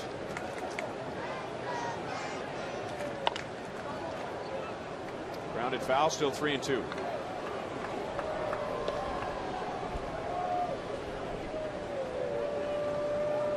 And Nate, this season has one of those relievers in the bullpen that he's not always the first, second, or third guy out of the bullpen. So he's got to do a lot of work, inside work, to try to stay sharp. And when he gets in games, it's usually a long time in between appearances when he gets on the mound.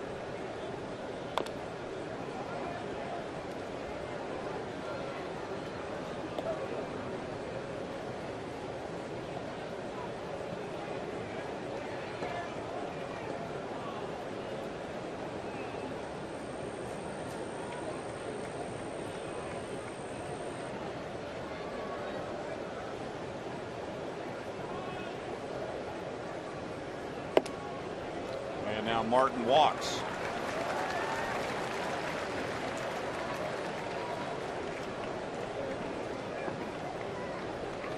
So Eduardo Nunez comes to the plate. He's the 9th man to bat for the Yankees in a 5-run 4th inning. Doesn't seem that long ago the Royals just scored 3 in the bottom of the 3rd to regain the lead right after New York got 3 in the top of the 3rd. Melky Cabrera homered. Alex Gordon drove in a run. Jeff Rancour drove in a run. And the Royals had a 5-3 lead when this inning began, and now the Yankees with 5 in the 4th. Nunez grounds it past Escobar and into left field.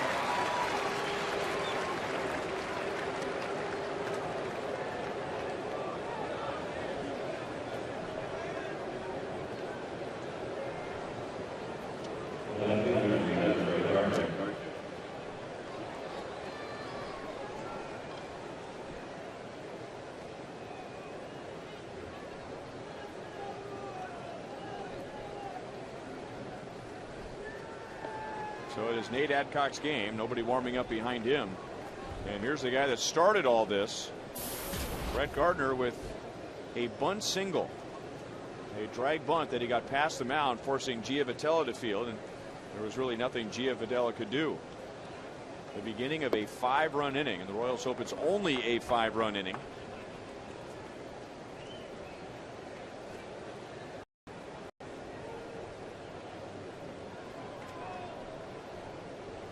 Brett Gardner 8 out of 16 against the Royals this year.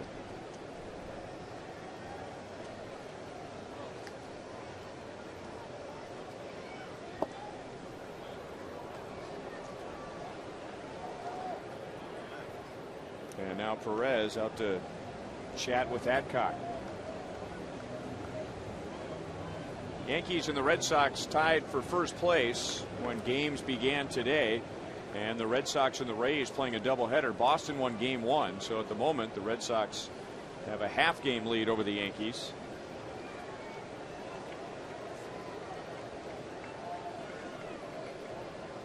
Joe Girardi's team, after playing here tomorrow, will go to Minnesota for 4. The Red Sox will be here for a 4-game series. Good movement. 2-1.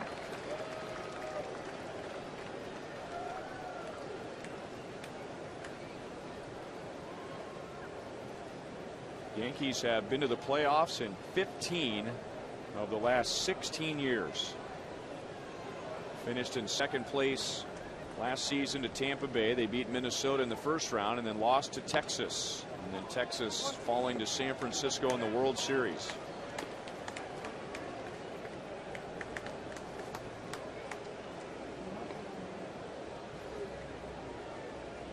Martin at second base, Nunez at first in a 5-run 4th for New York.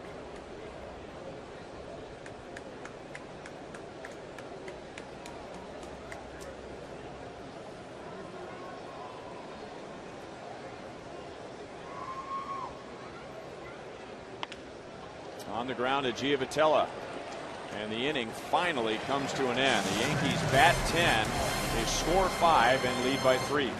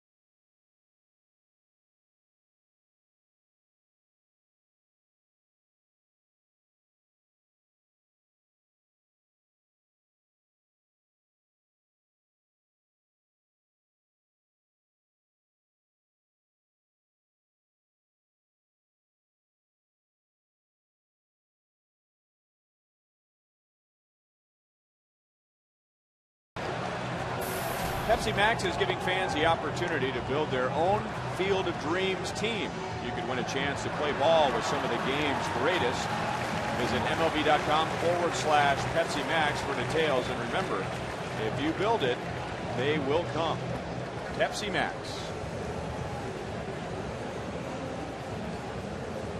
Well, two ways to look at how Ivan Nova is going to go after this bottom of the 4th inning. First of all, he has a 3-run lead. He has been sitting around for a long time. It was a 30-minute top of the 4th inning, so the Royals can hope that maybe he lost some of his rhythm as the Yankees batted 10 and scored 5. Salvador Perez, Mike Moustakas, and Alcides Escobar. And Nova throws a strike. He got Perez on a ground ball to short in the 2nd inning.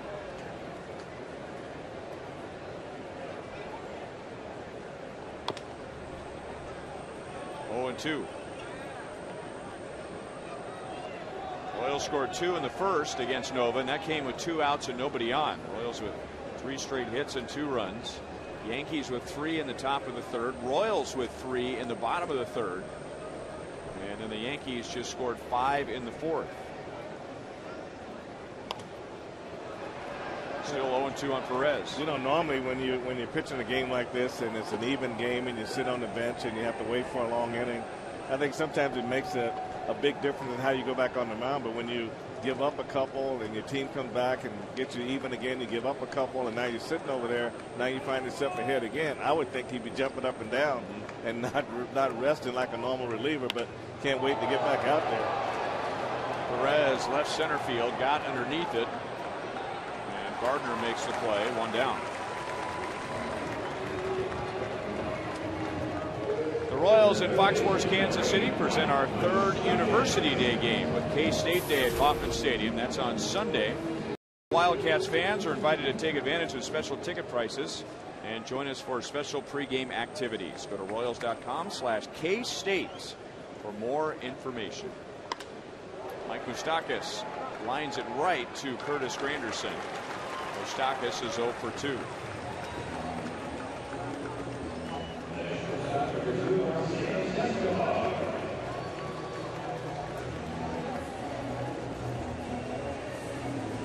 Of course, the best thing that Nova could do after that long top of the 4th would be to have a fast inning and get the Royals back out standing around. Royals did a lot of standing around in the top half of this inning. in the dirt to Alcides Escobar. He tripled leading off the third inning. Alex Gordon got him home on a ground out.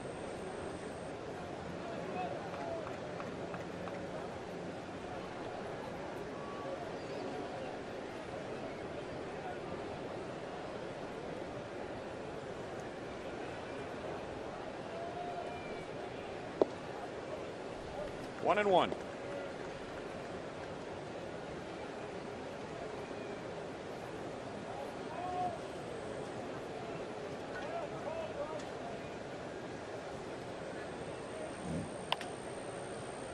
And on the ground to Cano. So Nova only needs 8 pitches to get to the bottom of the 4th inning.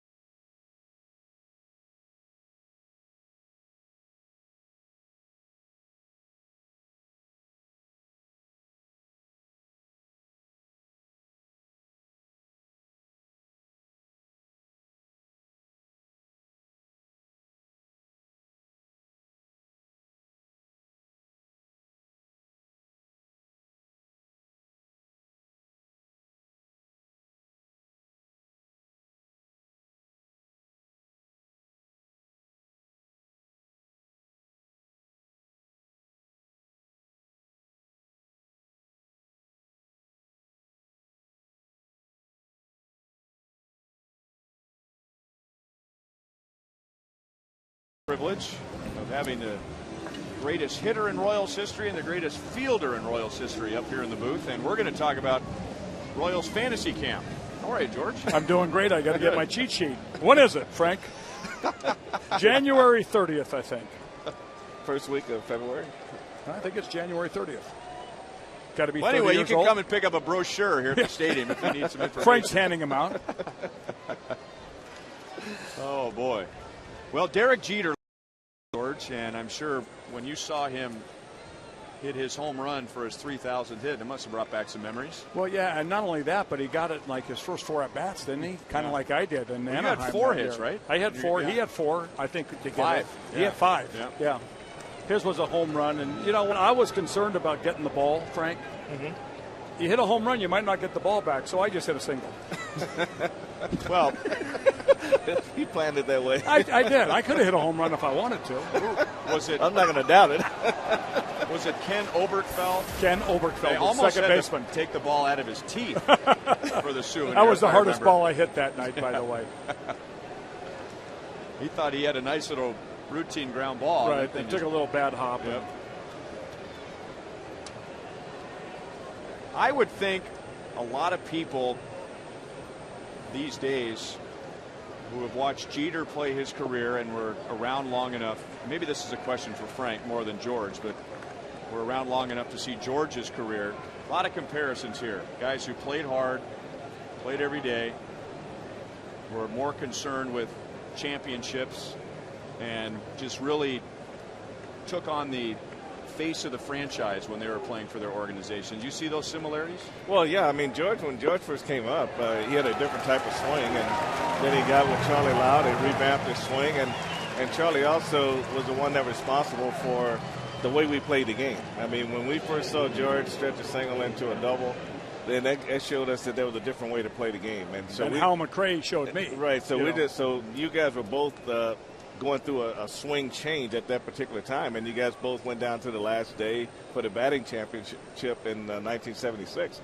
And after that, the team just kind of developed that aggressive style of play where everybody ran the bases hard. We took advantage of the turf that we had here. We broke up double plays, but nobody broke up double plays better than George Brett and Al McRae. Those well, guys, I don't think people like playing us. Well, it helped me as a middle infielder. Okay, I'm on the air, so we'll have a 4-pitch inning. Yeah, Perfect. that's right. Perfect. No, we also have the makings of a 4-hour game, so you can stay here all night if you want to. George, who do you like watching today and you say, that was me? Let me see. Let me look around. I see Francoeur doing it a lot. Catching singles and doubles. Plays very, very hard. I think people are going to like Giovatelli when they get a chance to see him start to get some hits on a consistent basis and run the bases. Obviously, last night he got picked off and then got thrown out stealing, but he plays very, very aggressive. Moustakas hasn't been on base enough yet, but he plays very hard. And Alex Gordon. I mean, Frank, you got to be amazed at how good he's become a left fielder. I mean, I saw him in Double-A. I thought he was when he got here and struggled a little bit there, and then he went to the left field, and everything just in place for him. And, yeah. And I think what I like about the fact that his third base instincts went to the left field with him. You know, release point, getting rid of the ball quick, getting off the ground and to his feet to throw. Similar to what you guys would do at third base, diving for balls left and right. Mm-hmm. Yeah, he's really developed into a great left fielder. And he looks like he's having more fun this year. I'm sure the numbers. Oh yeah, help. he's hitting 300. But I mean, we're seeing more of his personality though, and that was in. But the his end personality is going to come out. He's used to being successful, Ryan, Right. and you know when you're hitting 220, 230, and you're the college player of the year, the minor league player of the year, and you expected all these things out of this kid. When he got to the big leagues and it didn't happen, you know, he's going to climb into a shell a little bit. And all of a sudden now he's having the type of year that we expected him to have years ago. Now the personality is what you saw in Double-A probably. Right. Same. I mean, Yeah. I'm one of the guys that was really glad to see him come out because I had seen things that people here hadn't seen before. Sure. Well, anyway, those stories and more at Royals Fantasy Camp. Come on by the stadium and get a brochure. Thanks, George. That's it. You want to stick around?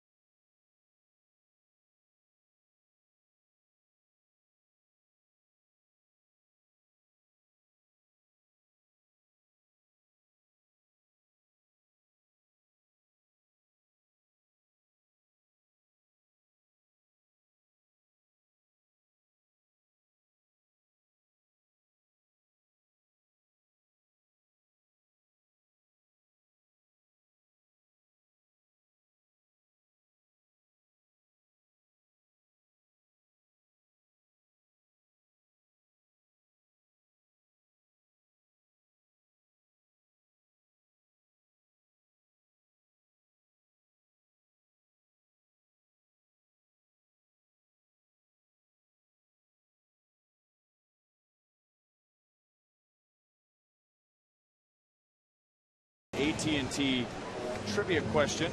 Who has the most hits all time without ever winning a batting title? I got it.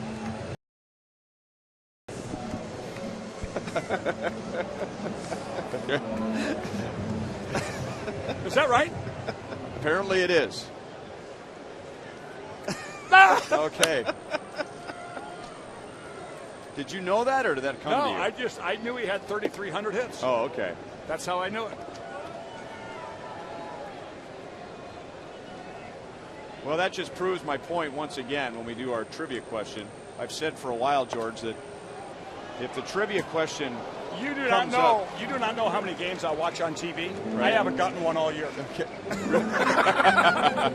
I think I got one about me once. That was it. Clutch once again. The one at bat he gets all year, he hits a home run. Alex into left center, and Brett Gardner makes a play. But I've always That's a home run in fantasy camp, Frank, isn't it? I've always said, George, that if the question comes up and I answer it quickly, you know, Kevin Shank jumps all over me for taking all the drama and suspense out of it. But if Frank answers it right away, or if you answer it right away, oh boy, great guess. There it is. I tell you one thing you guys do. I've not been to fantasy camp, but I've talked to several guys, and one thing I hear all the time That's is a that home run in fantasy camp right there too. fantasy campers feel like one of the guys when they hang out with you. Frank, who has more fun in your opinion, fantasy campers or us? I The ex-players? really think we do. Yeah. Yeah, we have a great time because we rehash a lot of stories and we rehash them in front of the campers, and that's really the best part. And with the campers, they have these stories they want to tell. They know where they were when they met us, and different events throughout our careers, and that's the fun part.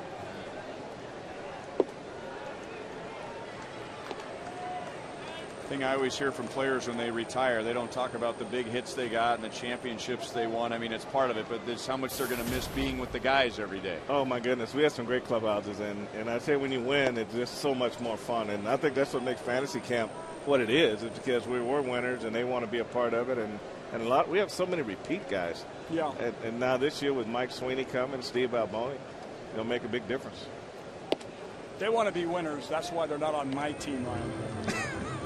I don't pick good players. I pick guys that want to have the most fun. That's right. Who picks the managers, though? Dino Waffen. Okay. But you get to pick your players. Well, kind of. How good is he? Another good is quick Cano? inning. He's best. George, Okay. thanks a lot.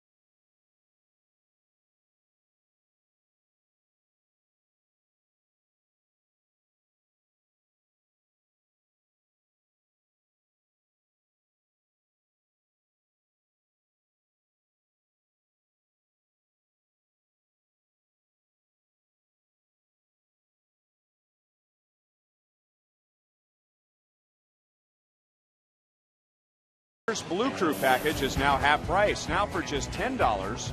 Your package includes a powder blue batting practice jersey, Royals cap, 2 Royals game ticket vouchers, and much more. Presented by U.S. Toy. Visit Royals.com/Blue Crew to order your child's Blue Crew package today. Here's a candidate.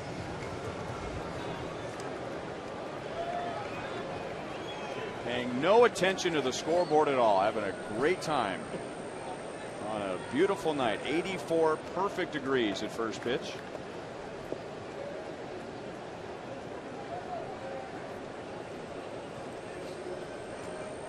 Robinson Cano turned a tie game into a 3-run Yankee lead with a 3-run home run in the 4th. That's a foul ball by a couple of feet.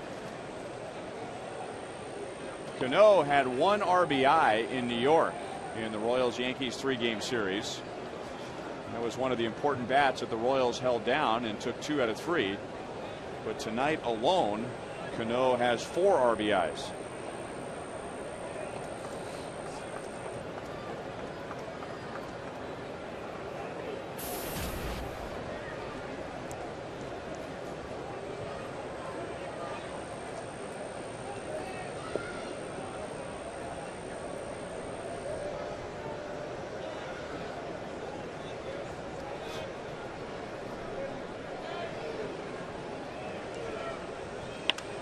On the ground to Moustakas, and the Royals had Cano played perfectly. Moustakas over in the hole on the left side. Cano is 2 for 4.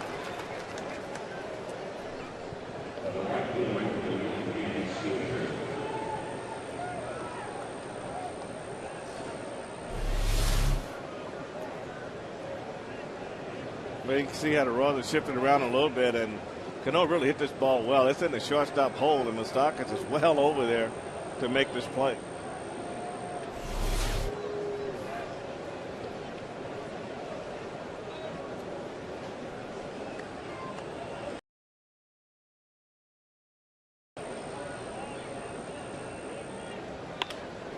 And that's on the ground to Giavotella.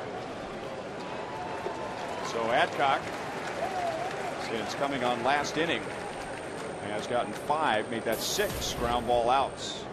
Tonight's copyrighted telecast is presented by authority of the Kansas City Royals.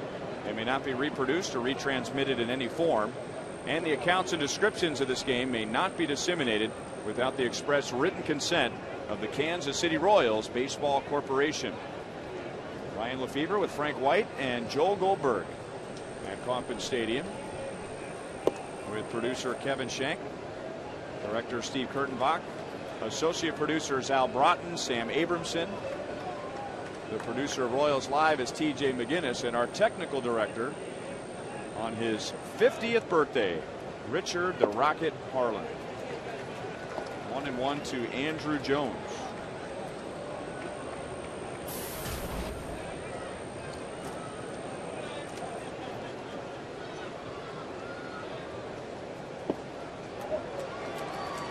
One ball and 2 strikes.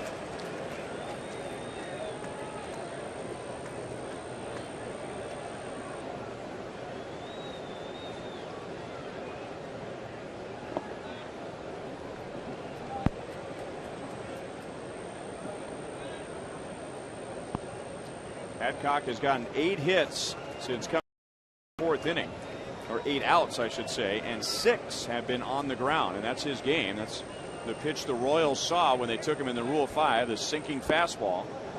There's a breaking ball down and away, no swing. 3 balls and 2 strikes.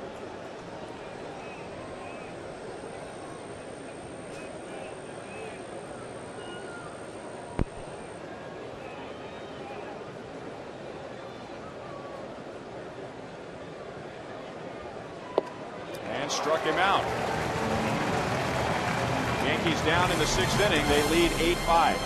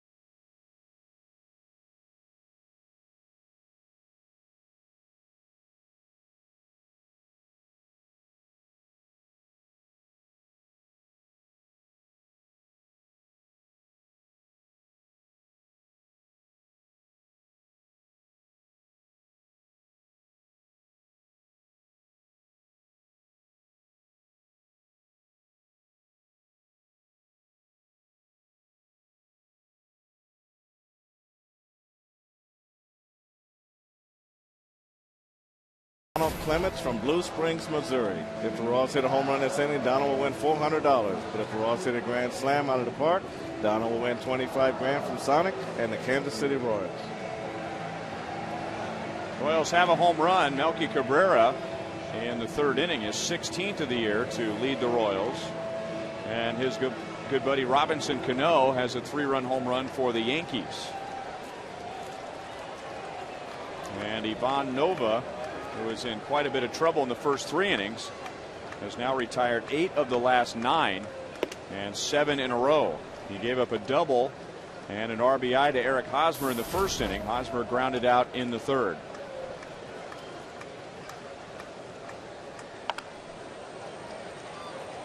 Cano shifting his feet. You don't teach it that way, but it sure looks smooth the way he does it. 1 away in the 6th. Right now on FoxSportsKansasCity.com, read about the Royals signing first-round draft pick Bubba Starling. Steve Cameron's take on the reaction of Royals GM Dayton Moore, who admitted he was nervous about the marquee signing. All on FoxSportsKansasCity.com. I remember Dayton in his interview last night said he had so much adrenaline going, it was hard to come down. Jeff Francoeur has a 3-hit game.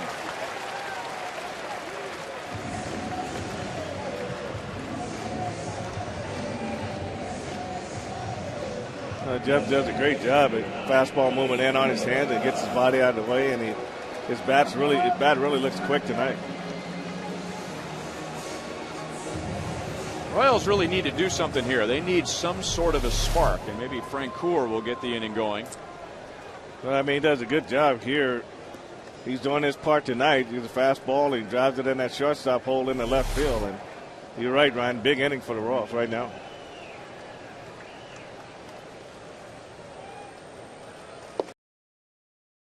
Are down by only 3, but it feels much bigger than that. And the Royals still have plenty of outs to go on offense. They had scored 3 in the bottom of the third to take a 5-3 lead, and then the Yankees scored 5 in the fourth. Cano hitting a 3-run home run, and that just took the air out of the ballpark.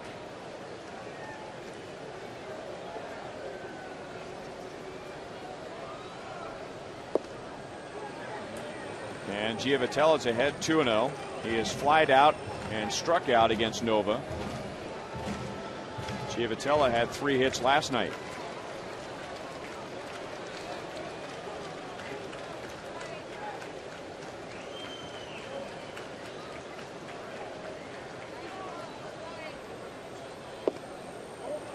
And that missed. 3-0. Nova's had a couple of long innings, 23 in the first, 28 in the third, but he's been able to counter that with, look at that, 3 innings with 8 pitches. Most of the guys would be happy to just have 1 inning like that. 3 balls and 1 strike.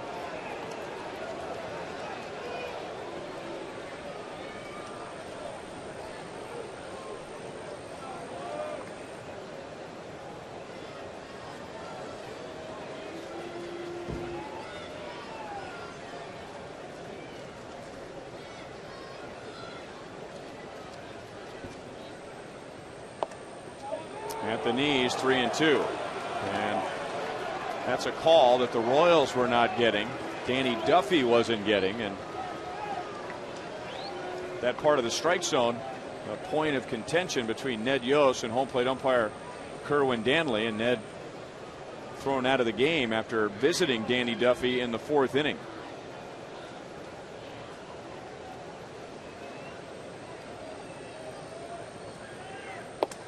And Giavatella walks, and that's the first walk given up by Nova. So the tying run comes to the plate with 1 out.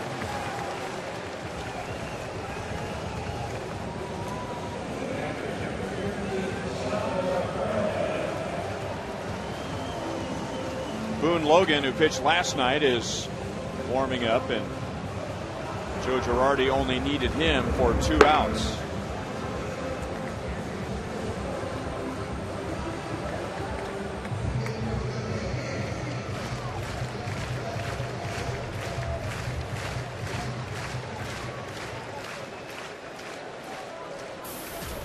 Salvador Perez is grounded out to short and flied out to left.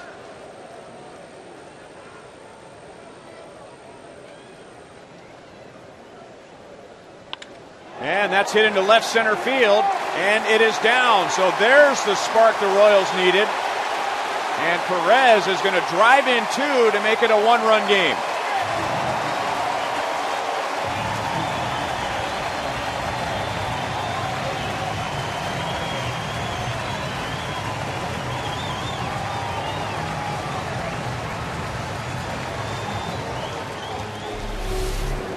Take a look at this pitch. It's supposed to be on the outside, but it runs down in the middle, back in the middle of the plate. And you look at this swing right off the top of the shoulder, right down through the ball. Nice form right there. Nice finish. And like I say, the depth of these outfielders for the Yankees, you hit a ball like that, it's going to split them all. And by the time they chase it down, Giovatello scored from first base. So it is a Chevy call to the bullpen, and Boone Logan in to face Mike Moustakas.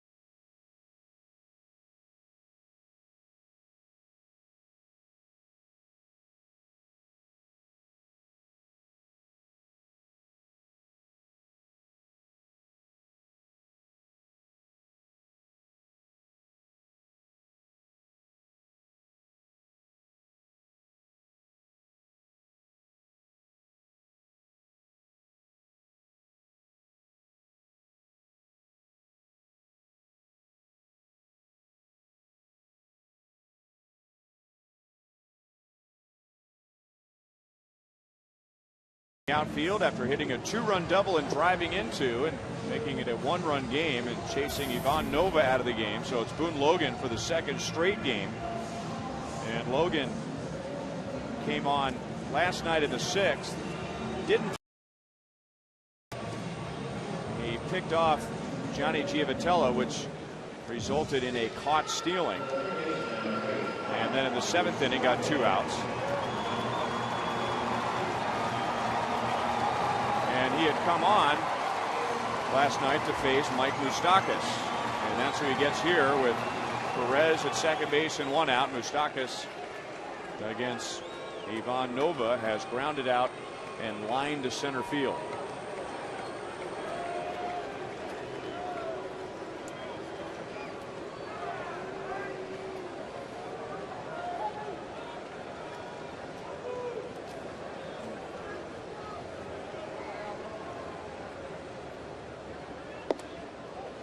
And a strike from Boone Logan, and we talked about it last night. That arm angle, that release point, can pose some problems for a left-hand batter. That'd be a good time for Mike to break out and get himself a base hit tonight. Logan struck out Moustakas last night.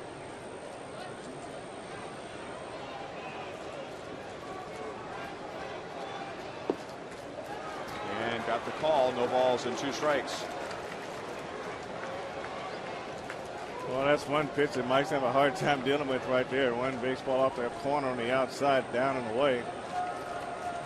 Goes down in the hole right here. Just got to try to put something in play that's close to the plate. And got him with a tough breaking ball down and away. So for the second straight night, Logan comes on to strike out Moustakas. And there are two down.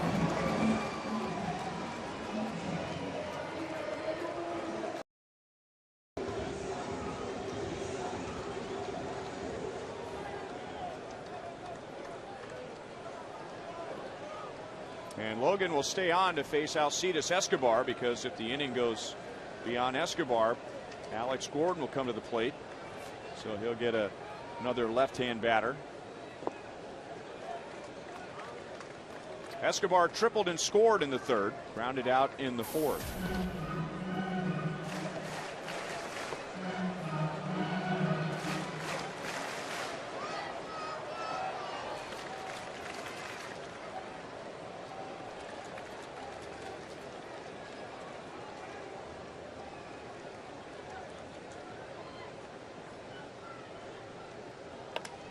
Grounded, diving play by Teixeira. He goes to the bag. A Gold Glove play by a Gold Glover.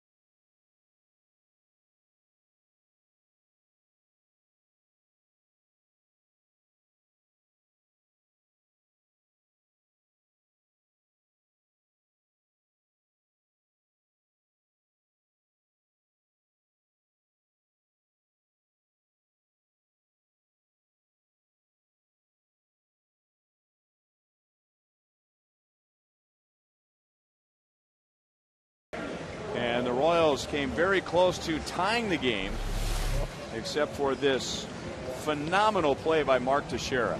Gold Glove winner at first base, and he's playing in, and he does a great job going laterally. You know, the angle that he took to cut this ball off was just phenomenal. Didn't go straight across, dove back, and made a nice play. So it's Aaron Crow in the top of the seventh inning.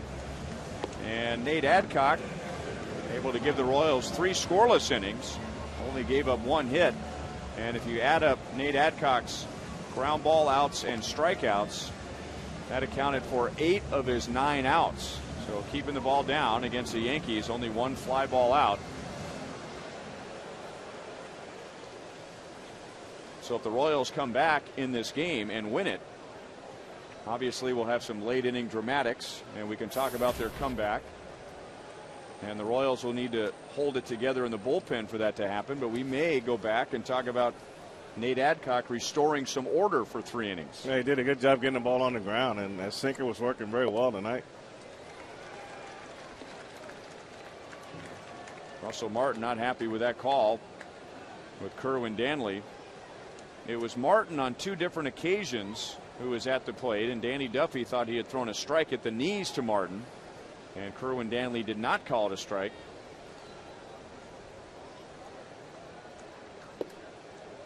Crow misses outside. 1-1.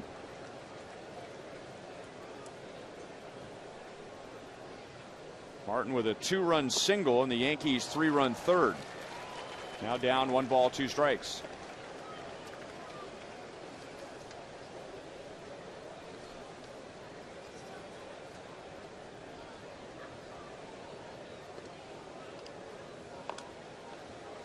Still 1-2. It was a tough trip for Aaron Crow on Wednesday. He came on with the Royals way out in front with a 4-run lead. And it was the beginning of the Rays' 5-run ninth. They scored the winning runs against Joakim Soria, but Crow started the inning, gave up a couple of base hits, and then Soria came on. And then on Saturday at Chicago, he entered with 2 on and nobody out in the 7th. And he struck out Paul Konerko, but then gave up a game-tying double to Carlos Quentin. And then a couple of walks to force in the go-ahead run. I think the walks is really what you look at. It's just overall command during that little period where he lost command of his fastball and his slider.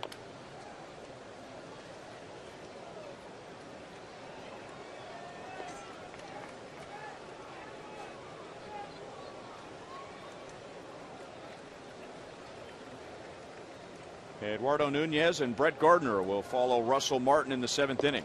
Good pitch, man.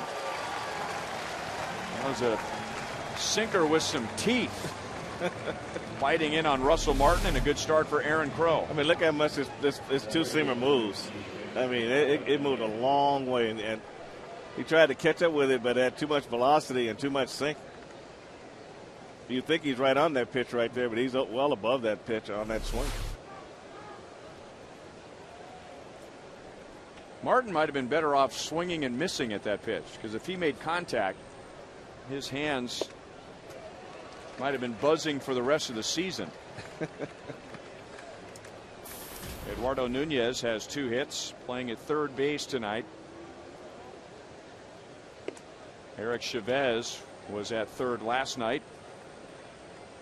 We thought that Alex Rodriguez was going to come back from the disabled list in this series, but now it appears that he will meet the Yankees in Minnesota, and they begin that series on Thursday.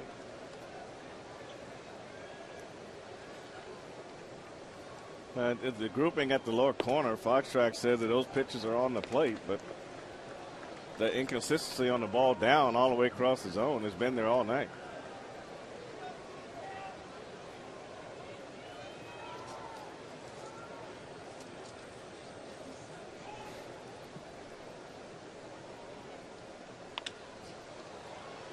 Backhanded by Escobar. Long throw in time.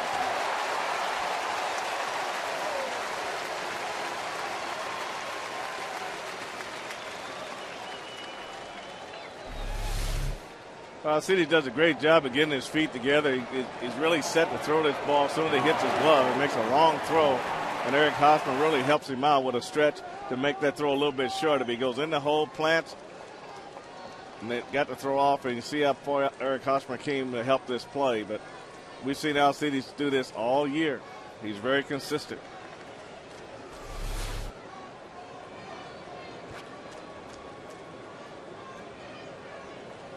And it brings up Brett Gardner, and he grounds it past Hoffner, and look at Gardner go.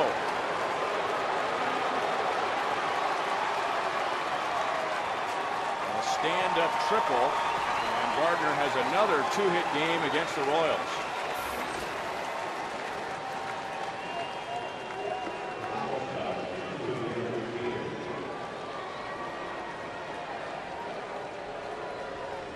One thing you can say, when in front of home plate, it's got to be hard. I mean, this ball bounces a long way, and Eric Hosmer does everything he could to keep this ball from getting by him at first base. You see a big bounce right all the way to the outfield almost before it even hits the ground. And the speed of Brett Gardner, I mean, that's, to me, when you got speed in the game, Ryan, I think it just changes the whole game. And fans love it, I believe, too. So 2 for 4 tonight, and 9 out of 16 against the Royals this year. Bob McClure out to have a quick chat with Aaron Crow and Salvador Perez before Derek Jeter comes to the plate. Remember, you can secure your priority to the 2012 All-Star Game with 2012 season tickets. It's the only way to make sure you are part of Kansas City history. For details, go to Royals.com/2012.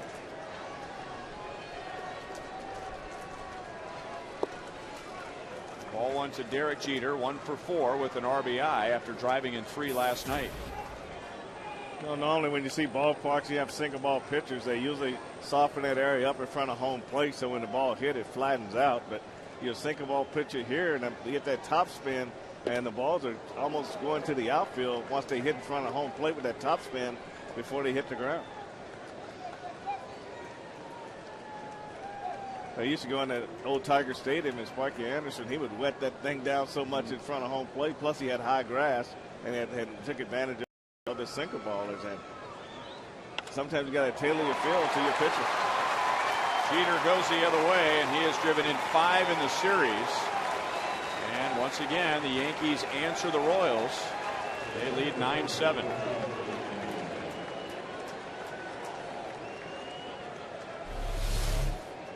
I mean, this is what Derek Jeter does right here. Is a fastball coming in on him, but he does a great job. He's got that natural inside-out swing, and he hits a line drive into right field and get himself an RBI. Brett Gardner just trots in from third base.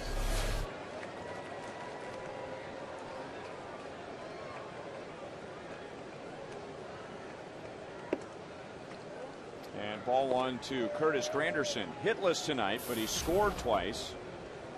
Hit by a pitch, came around to score in the third, and then tried to bunt for a base hit in the fourth. The Royals tried to throw out Jeter going to third. He was safe. Granderson reached and came around to score in that inning. 2 balls and no strikes.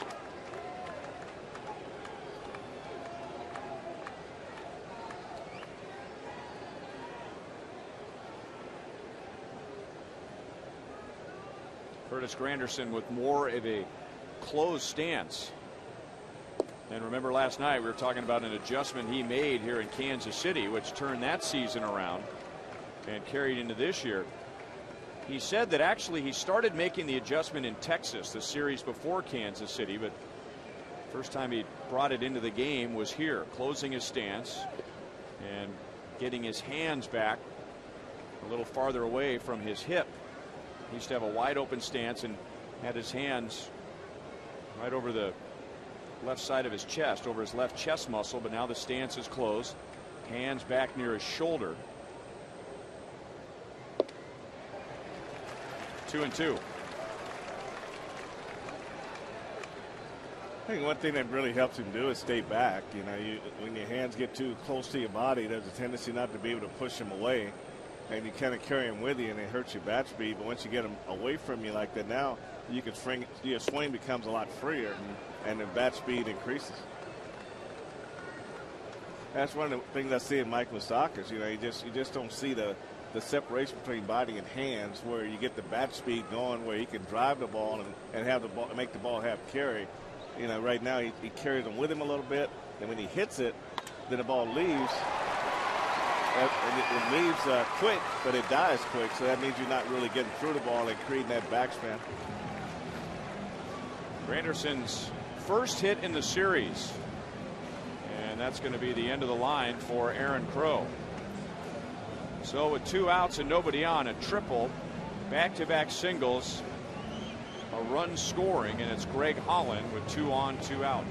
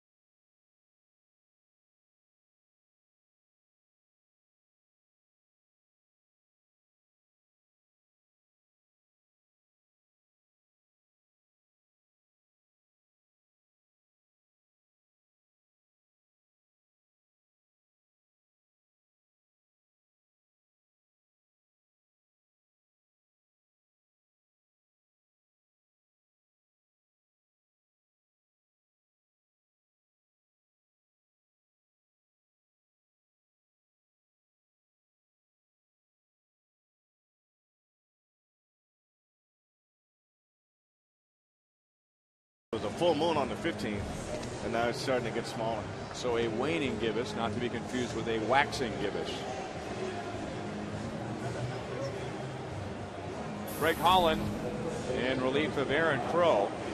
And Aaron desperately in need of a good inning or a stretch of good innings. Got the first 2 outs, now 3 straight hits, and now Greg Holland, who has retired 72% of the first batters he has faced, and he needs to do that here. And that first batter is Mark Teixeira with 2 on and 2 out.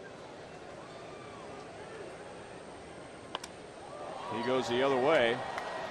Alex is back and makes the catch. Yankees get 1 in the 7th and lead by 2.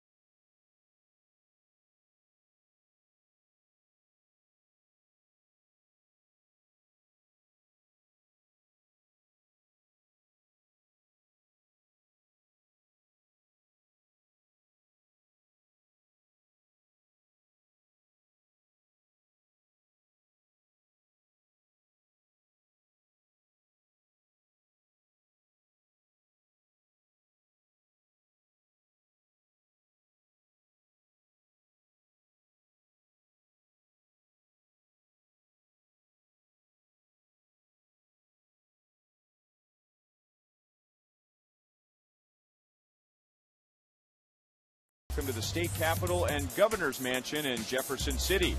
State capitol was completed in 1918 and covers 3 acres, also housing the Missouri State Museum, and features exhibits of historical significance. The governor's mansion was constructed in 1871 as the official residence of Missouri's first family. Visitors can tour their home and learn the history of many of the state's great governors. Go to visitmo.com to start planning your next Missouri getaway. So that first batter efficiency works for Greg Holland as he gets Mark Teixeira to keep it at a 2-run game. And Boone Logan, who got the final 2 outs of the 6th inning with a huge assist from Mark Teixeira at first, will stay on to face at least Alex Gordon. Hey, take your group out to Kauffman Stadium and you'll save big. Groups of 20 or more get a significant discount compared to single game ticket prices. And for group tickets, call 816-504-4040 or visit royals.com/group.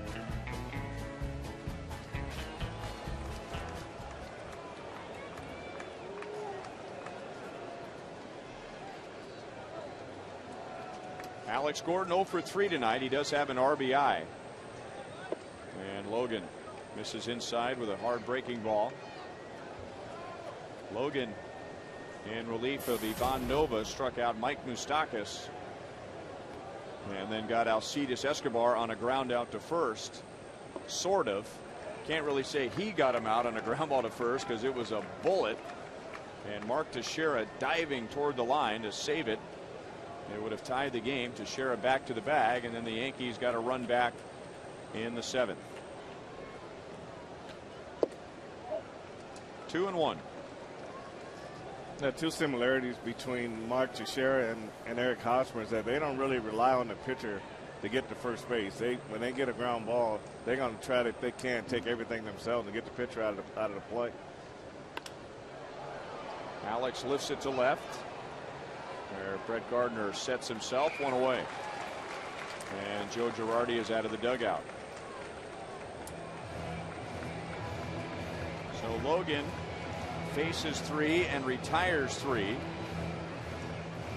Melky Cabrera and Billy Butler coming up with 1 out. And it will be Rafael Soriano, who pitched last night, when we come back.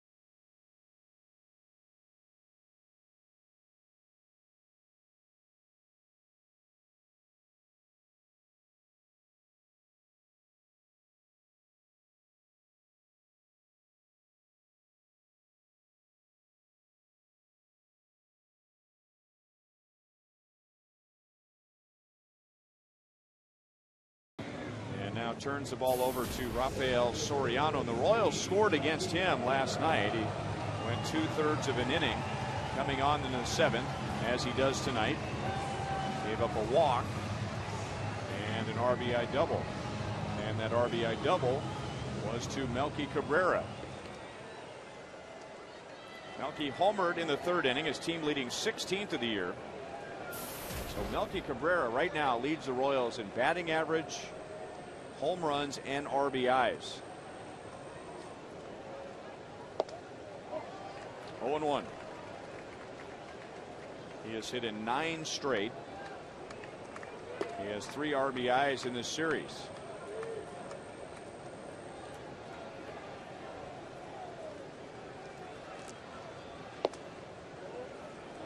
One and one. Well, this home run here back in the 3rd inning. Picked on a curveball and it stayed inside, and he was line driving in the right field bullpen. Had a few friendly words for his buddy and former teammate Robinson Cano. Yeah, he's a guy that's just really having fun playing baseball right now.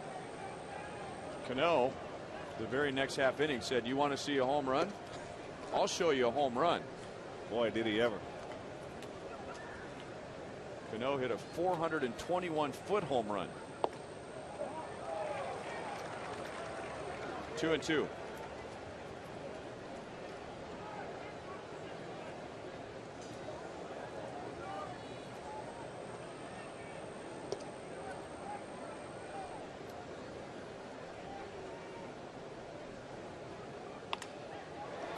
Count around the end of the bat, and Granderson runs it down 2 away.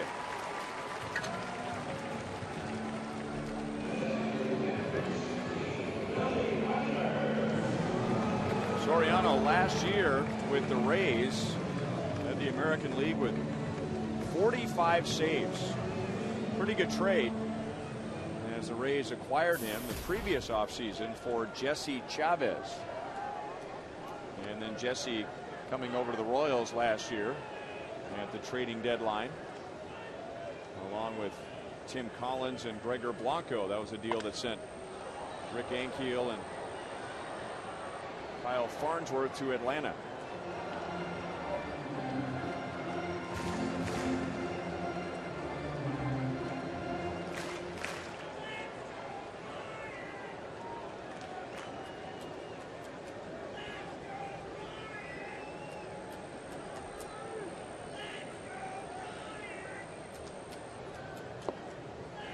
Down and in, 1 ball, 1 strike. Royals scored all 7 of their runs against Ivan Nova. That came in 5 1/3 innings.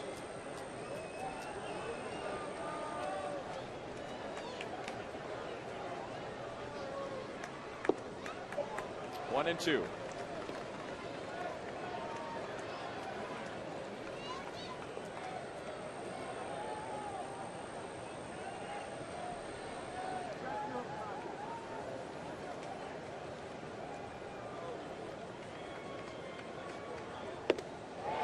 Down on strikes. So tonight, the Royals do not score against Soriano. We go to the 8th.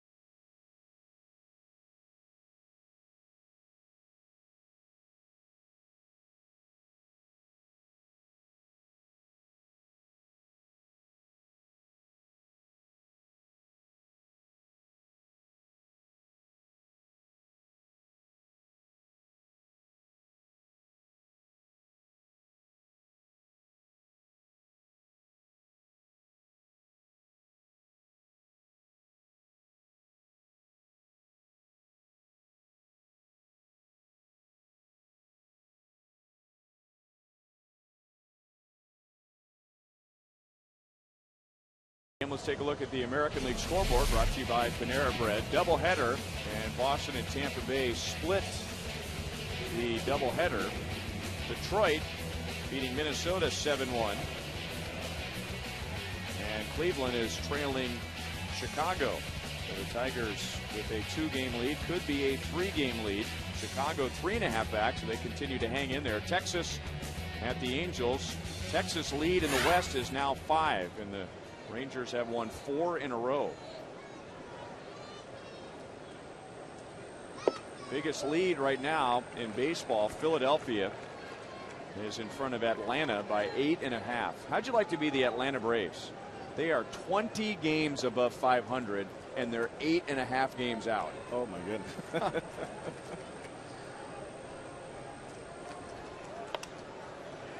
Fouled away by Robinson Cano, who has driven in 4 runs tonight. 1 with a single in the 3rd, 3 with a home run in the 4th, which was the at-bat of the night. It was a 12-pitch at-bat against Danny Duffy that included 8 foul balls, and 7 of those in a row right before the home run. Well, that kind of gives you an idea of how good the Phillies are. Into the right field corner, and foul, still 0-2. Man, that was some kind of swing right there to try to get on top of that pitch. Man, just take a look at this pitch here. I mean, this is up in his eyes, and he gets right on line with it, and he's trying to guide it, trying to keep it fair. Didn't work for him on that, but he likes the ball up, especially that slow breaking ball like that.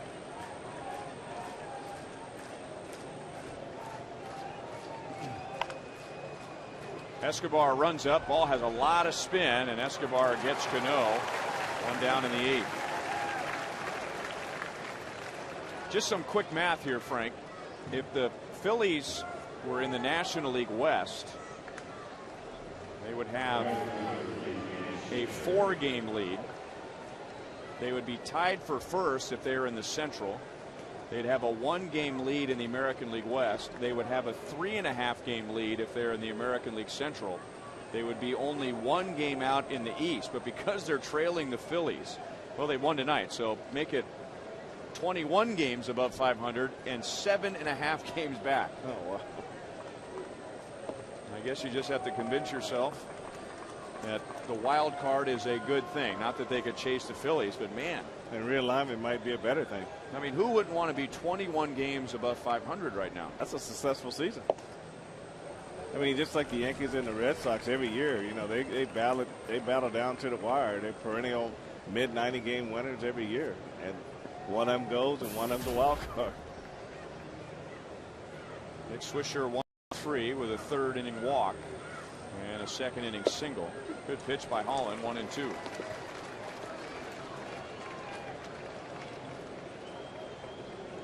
Yankees started the day tied with Boston, and then for a while they were a half game back, and now they're tied again as Boston split a doubleheader with the Rays. Swisher strikes out.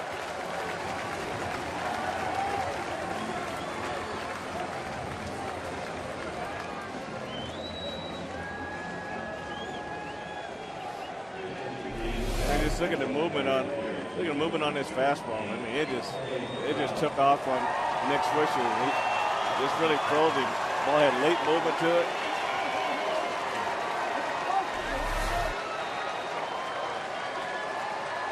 And a big ovation for Jorge Posada, who was a DH for a part of the game last night. Scored a couple of runs. Batting just .239. He will turn 40 tomorrow. This year, Jorge Posada, Mariano Rivera, and Derek Jeter set an American sports record. 3 teammates playing together for 17 years. And if Andy Pettitte didn't go to the Astros for 2 or 3 years, then that would have been 4 guys playing 16 years together. Pettit going to the Astros and then coming back to the Yankees and then retired after last year. The core 4, as they're referred to, all coming up through the Yankee system.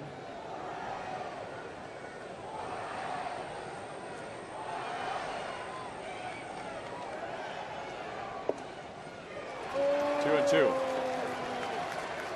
Doesn't appear to be a good night to be facing Greg Holland. No, his fastball's got a lot of run to it. His split finger's working well for him. And he just got that short arm. It's a quick arm. The ball gets on you quick, and you don't see the ball a long time.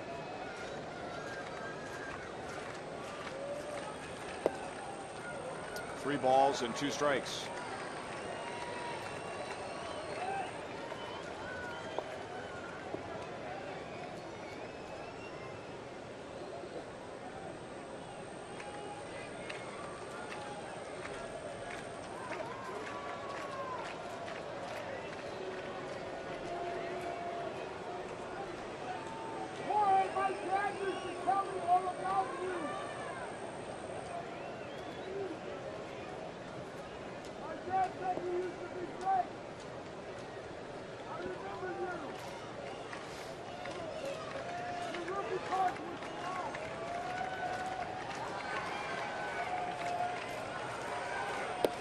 And he will walk with 2 outs.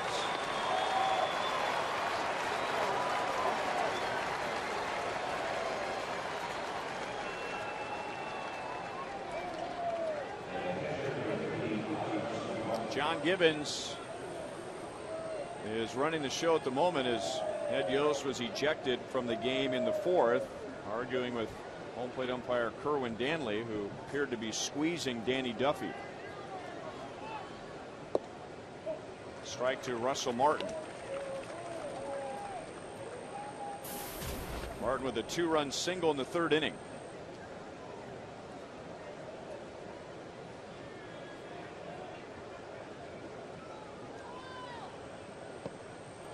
Blocked by Perez. Posada not much of a threat to move up.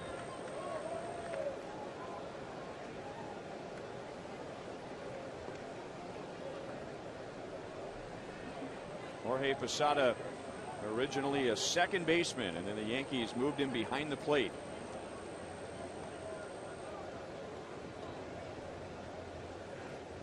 Mentioned it before when Bob Schaefer, who is now scouting, but he was a bench coach with the Dodgers when Joe Torre was there. When Jose Bautista was in Kansas City, he always felt the Royals should have tried him at catcher because he reminded him of Jorge Posada. Whoa, not the best swing of the night. To the bottom of the 8th.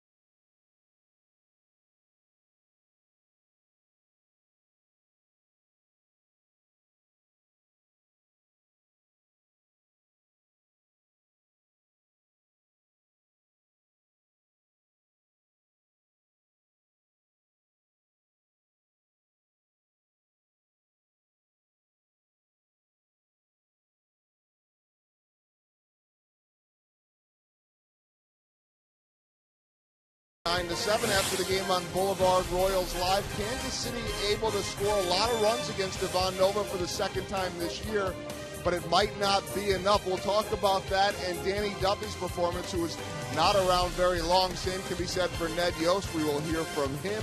Highlights, reaction. We'll take your text questions at 432-432 keyword live. That and much more with Jeff Montgomery on Boulevard Royals Live. Ryan? Thanks, Joel. It's David Robertson for the bottom of the 8th inning, and that's when Robertson appeared last night, pitching a scoreless 8th, gave up a hit, and had a strikeout. Robertson's had a great year, 1.32 ERA, and in 47 2/3 innings, he has 72 strikeouts. He has not allowed a home run. You'll get Eric Hosmer, Jeff Francoeur, Johnny Giavotella in a 2-run game. Back and forth ball game it's been since the very beginning. Royals got 2 in the first, Yankees 3 in the third, leading 3-2. Royals with 3 in the bottom of the third, leading 5-3. Yankees with 5 in the fourth to lead 8-5 as Hosmer bounces it to the right side and Cano gets it to the bag in time. Hosmer is 1 for 4. Royals with 2 in the bottom of the 6th to make it 8-7. Mark Teixeira saving a run with a diving play in that inning, and now New York with a run in the 7th to make it 9-7. A long but very entertaining game. And now Robertson will try to figure out how to get out Jeff Francoeur, who's 3 for 3. 2 RBIs and a run scored. Ball 1 outside. I think Robertson did last night. He was able to work the outside part of the plate. He didn't throw many pitches in the middle of the plate. For the most part, kept the ball down.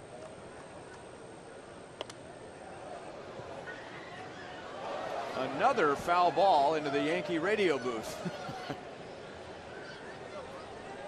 Susan Waldman on the left, John Sterling on the right, Carlos Silva, their producer engineer.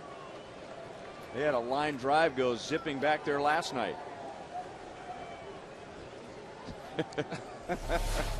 She's like me. She just get out of the way. Pick it up when it quits rolling around.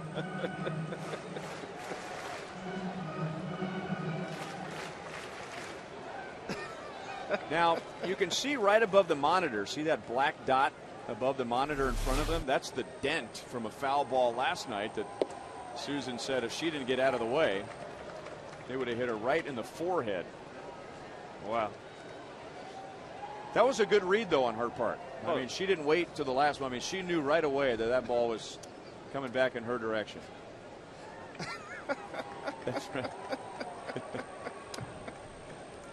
She was describing as the ball is coming up, it means you better get down. Yeah. When it starts to come down, you might want to try to catch it. But it's the Denny Matthews trajectory rule of trajectory. If it's still coming up, bad trajectory. If it's on its way down, well, you can try and catch that one. Well, the biggest thing is people, when the ball's coming up, they don't change their arm angle. I mean, their hand angle. They still want to try to catch it with palms up. When they try to, you got to really get those hands up if you want to catch that ball as it's going up. So, and Susan just dropped that ball down below her for a souvenir for that young guy who's showing mom and dad that he'll be taking a big league ball home tonight. That's true. You want to know what happens when you have your palms up and the ball trajectory's coming up. You know what happens? Lips. Watch your lips. Yep.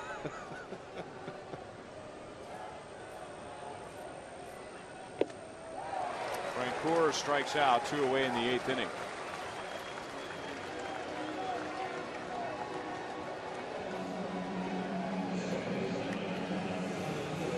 Tomorrow night, Bruce Chan will start for the Royals, and Bartolo Colon.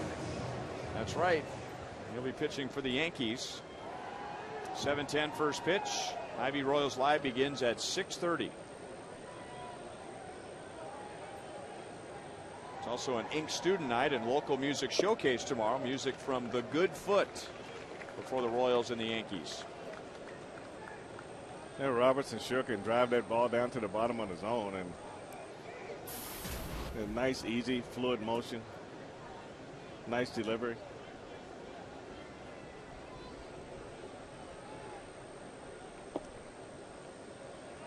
ball, 1 strike.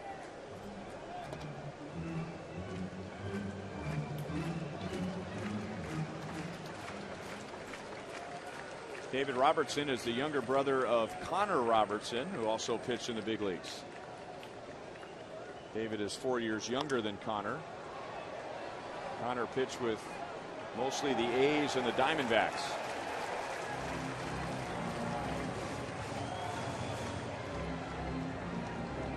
That fan explaining that he would not have made that catch if he wasn't wearing a Royals jersey.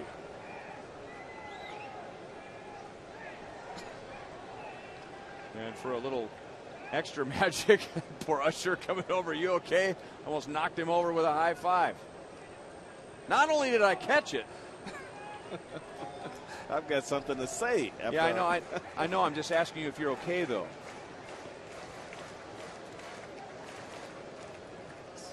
It's been a long night. Mm-hmm.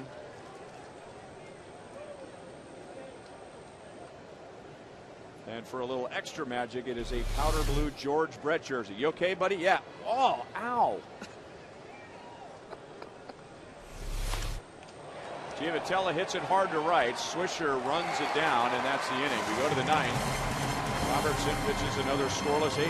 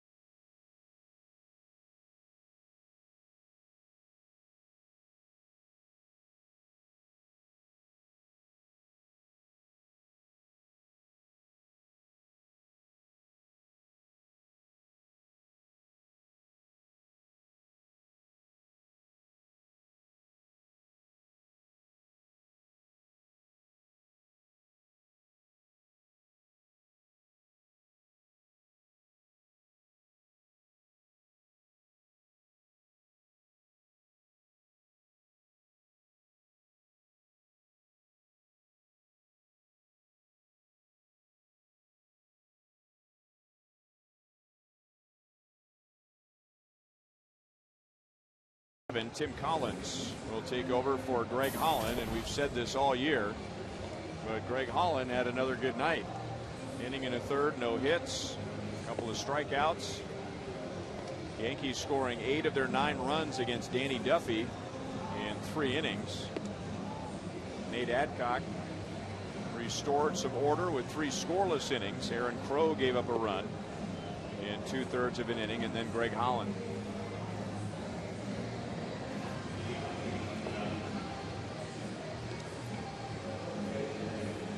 So Collins will get Eduardo Nunez, Brett Gardner, and Derek Jeter. Royals have allowed 9 runs on 12 hits. It was Friday night in Chicago when the Royals turned in one of their best pitching performances of the year. So they held the White Sox to 1 run on 3 hits. That was the fewest hits allowed by the Royals all season. But now in the Royals' last 4 games, they have allowed 47 hits. Eduardo Nunez has 2 singles tonight, 2 out of 4.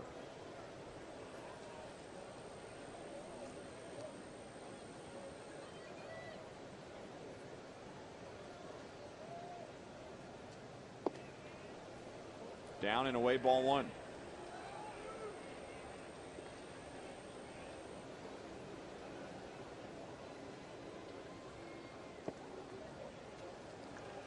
1-1 to Nunez, signed by the Yankees in 2004 out of the Dominican Republic. Nunez got a lot of playing time at shortstop when Derek Jeter was on the disabled list with his calf injury. 1-2. Yeah, good changeup from Collins right there. Stayed up a little bit, but it's just the idea that he's able to get that arm action and a straight change. Good swing and miss.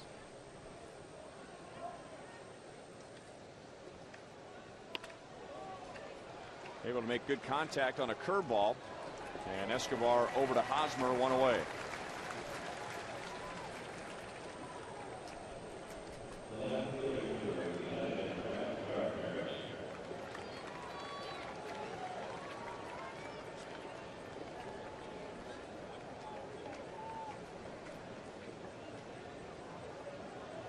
And now Brett Gardner.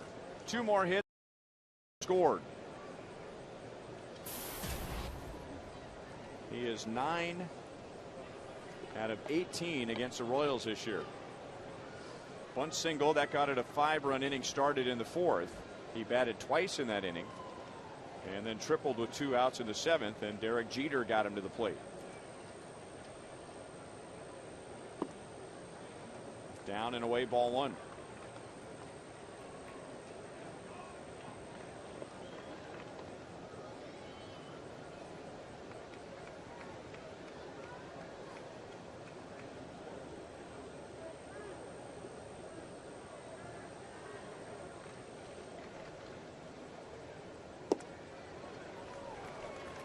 One ball, 1 strike.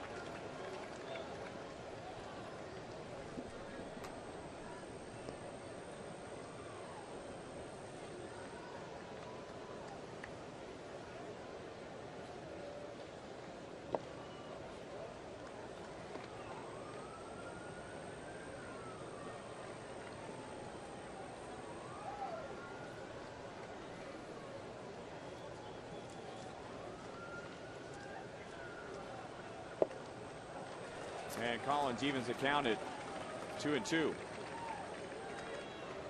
Detroit has defeated Minnesota, and Chicago is leading at home in the 9th inning over Cleveland.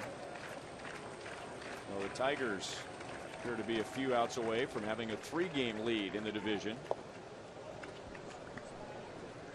Here are the updated AL Central standings. Chicago is the team that's out in front of Cleveland. So they have a chance to be 3.5 back and just a half game back of Cleveland if they can hang on. White Sox trying to go above 500 for the first time since early April. Gardner swats it to left, and Alex fades back to make the play. 2 hard hit outs for the Yankees in the 9th inning. It doesn't appear that the trade for Ubaldo Jimenez has given the Indians a lift they were hoping for, at least so far. Getting Chu back, that helps a lot too. And I think it's going to boil down to head-to-head competition between all 3 of those teams. They play each other a lot going down the stretch, and the one that makes the best run at the right time I think it's going to do it. They all have that capability to do it. It's just a matter of which one does it first. Could be one of those situations where it goes down to the last day. That you got a playoff game. Justin Verlander, by the way, was the winning pitcher for Detroit against Minnesota. His 18th win of the year. How about that? Whoa. I mean, a season like this has just been right around the corner for him for a while. I mean, he's got all the tools. He's got the mental makeup to make it work for himself, as long as he wants to, because he's got the fastball, the changeup, the curveball, the ability to mix his pitches. 18 wins for Verlander, 16 for CC Sabathia. The Royals won't see him in this series. The Royals were going to see Sabathia tomorrow, but the Yankees were rained out on Sunday against the Rays, so everybody was pushed back one day, and that means Sabathia will start on Thursday in Minnesota. So he'll be going for his 17th as Justin Verlander improved to 18-5. Beating Minnesota tonight 7-1.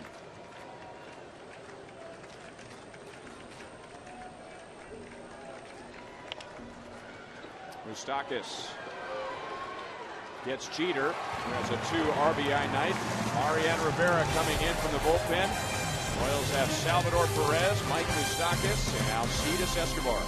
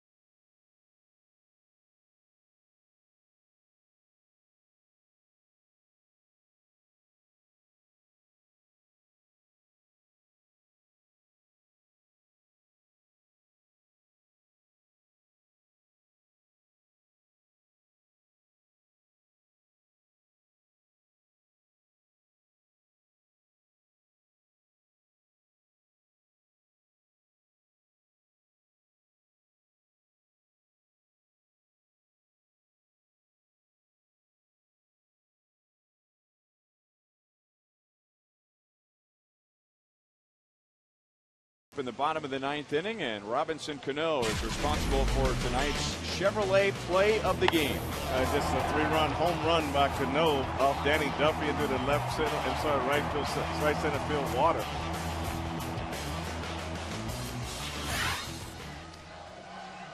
It's also been a good game for him on defense. Cano has driven in 4 runs. So the Royals will get another shot at Mariano Rivera. They had to get 3 against Rivera last night, and Rivera retired Perez, Moustakis, and Escobar, and that's who he gets in the 9th. Tonight the Royals need 2. He's still Mariano Rivera with 590 career saves, but when he pitched a scoreless inning last night, that snapped a string of 3 straight appearances where he's allowed at least 1 run. 5 blown saves and 36 chances.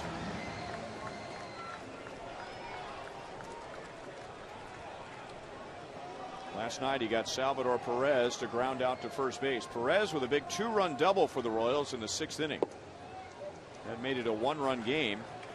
And then Alcides Escobar hit a shot that looked like was headed for the right field corner until Mark Teixeira made a diving play to save the inning and save the Yankees lead, and they have since added a run. 1 ball and 1 strike. As at this point, this is the hardest ball that Salvador Perez has hit since he's been here. He lines his ball between Granderson and Gardner, a line drive that played it 2 runs for him, and a good swing. You can kind of see the natural progression of his strength. You can see why the Royals project him to be able to hit home runs down the road. 2 balls and 1 strike.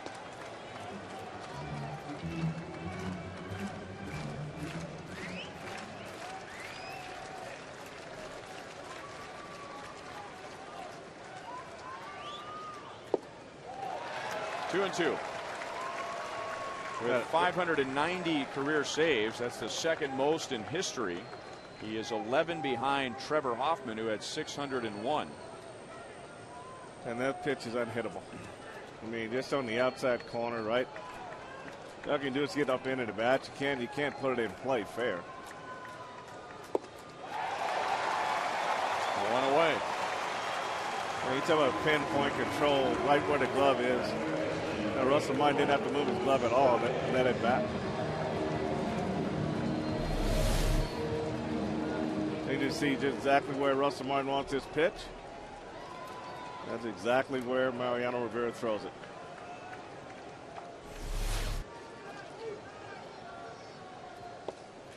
Now, this is where he's really dangerous on left-handers. Last night he got one up on the hands of Mike Moustakas and really left him with a nub of a bat left in his hand. So he likes to throw it right at the hands of the left-handed hitters.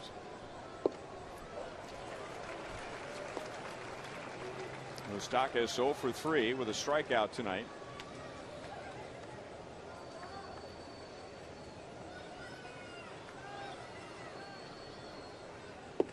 Rivera, like most pitchers, and especially when he got into professional baseball, which was 1990, started his career as a starter. In fact, his first year in the big leagues was 95, and he made 10 starts that year. 2-2 to Moustakas. And he was a hard thrower. I mean, he's a hard thrower now, but he was a 98, 99 mile an hour guy. And he was the setup man for John Wetland in 96. Yankees won the World Series that year. Moustakas back to Rivera. He makes a glove save like a hockey goalie. And there are 2 down. Well, a lot of this has just ended up in the middle of the mound, and the rest of it is self-defense at that point. You don't practice those comebackers to the mound with that speed. So it's all luck of where the glove goes.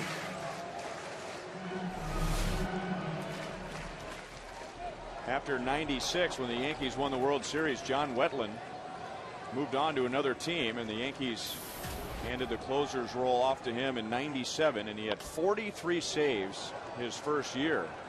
And he didn't always throw that cut fastball. He was just more of a power guy, come right at you. But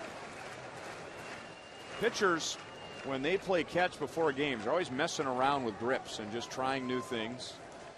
And Mariano Rivera stumbled upon the cutter accidentally by just playing catch one day. And did he have any idea that that day of catch would not only change his life, but change the lives of Yankee fans? Well, his cutter is such a late break, too. And I think the one thing that he does that a lot of guys who throw cutters don't do is just stay in that same plane right at the hands of left-handers, and that pinpoint control that he has. When he's good, he can throw that on the outside corner to right-handers and backdoor to left-handers. I heard somebody once say the definition of a dominant pitch is when the hitter knows it's coming and he still can't do anything with it. And for years, hitters have known what's coming. Well, we know a lot of wood has been lost when Mariano Rivera is on the mound.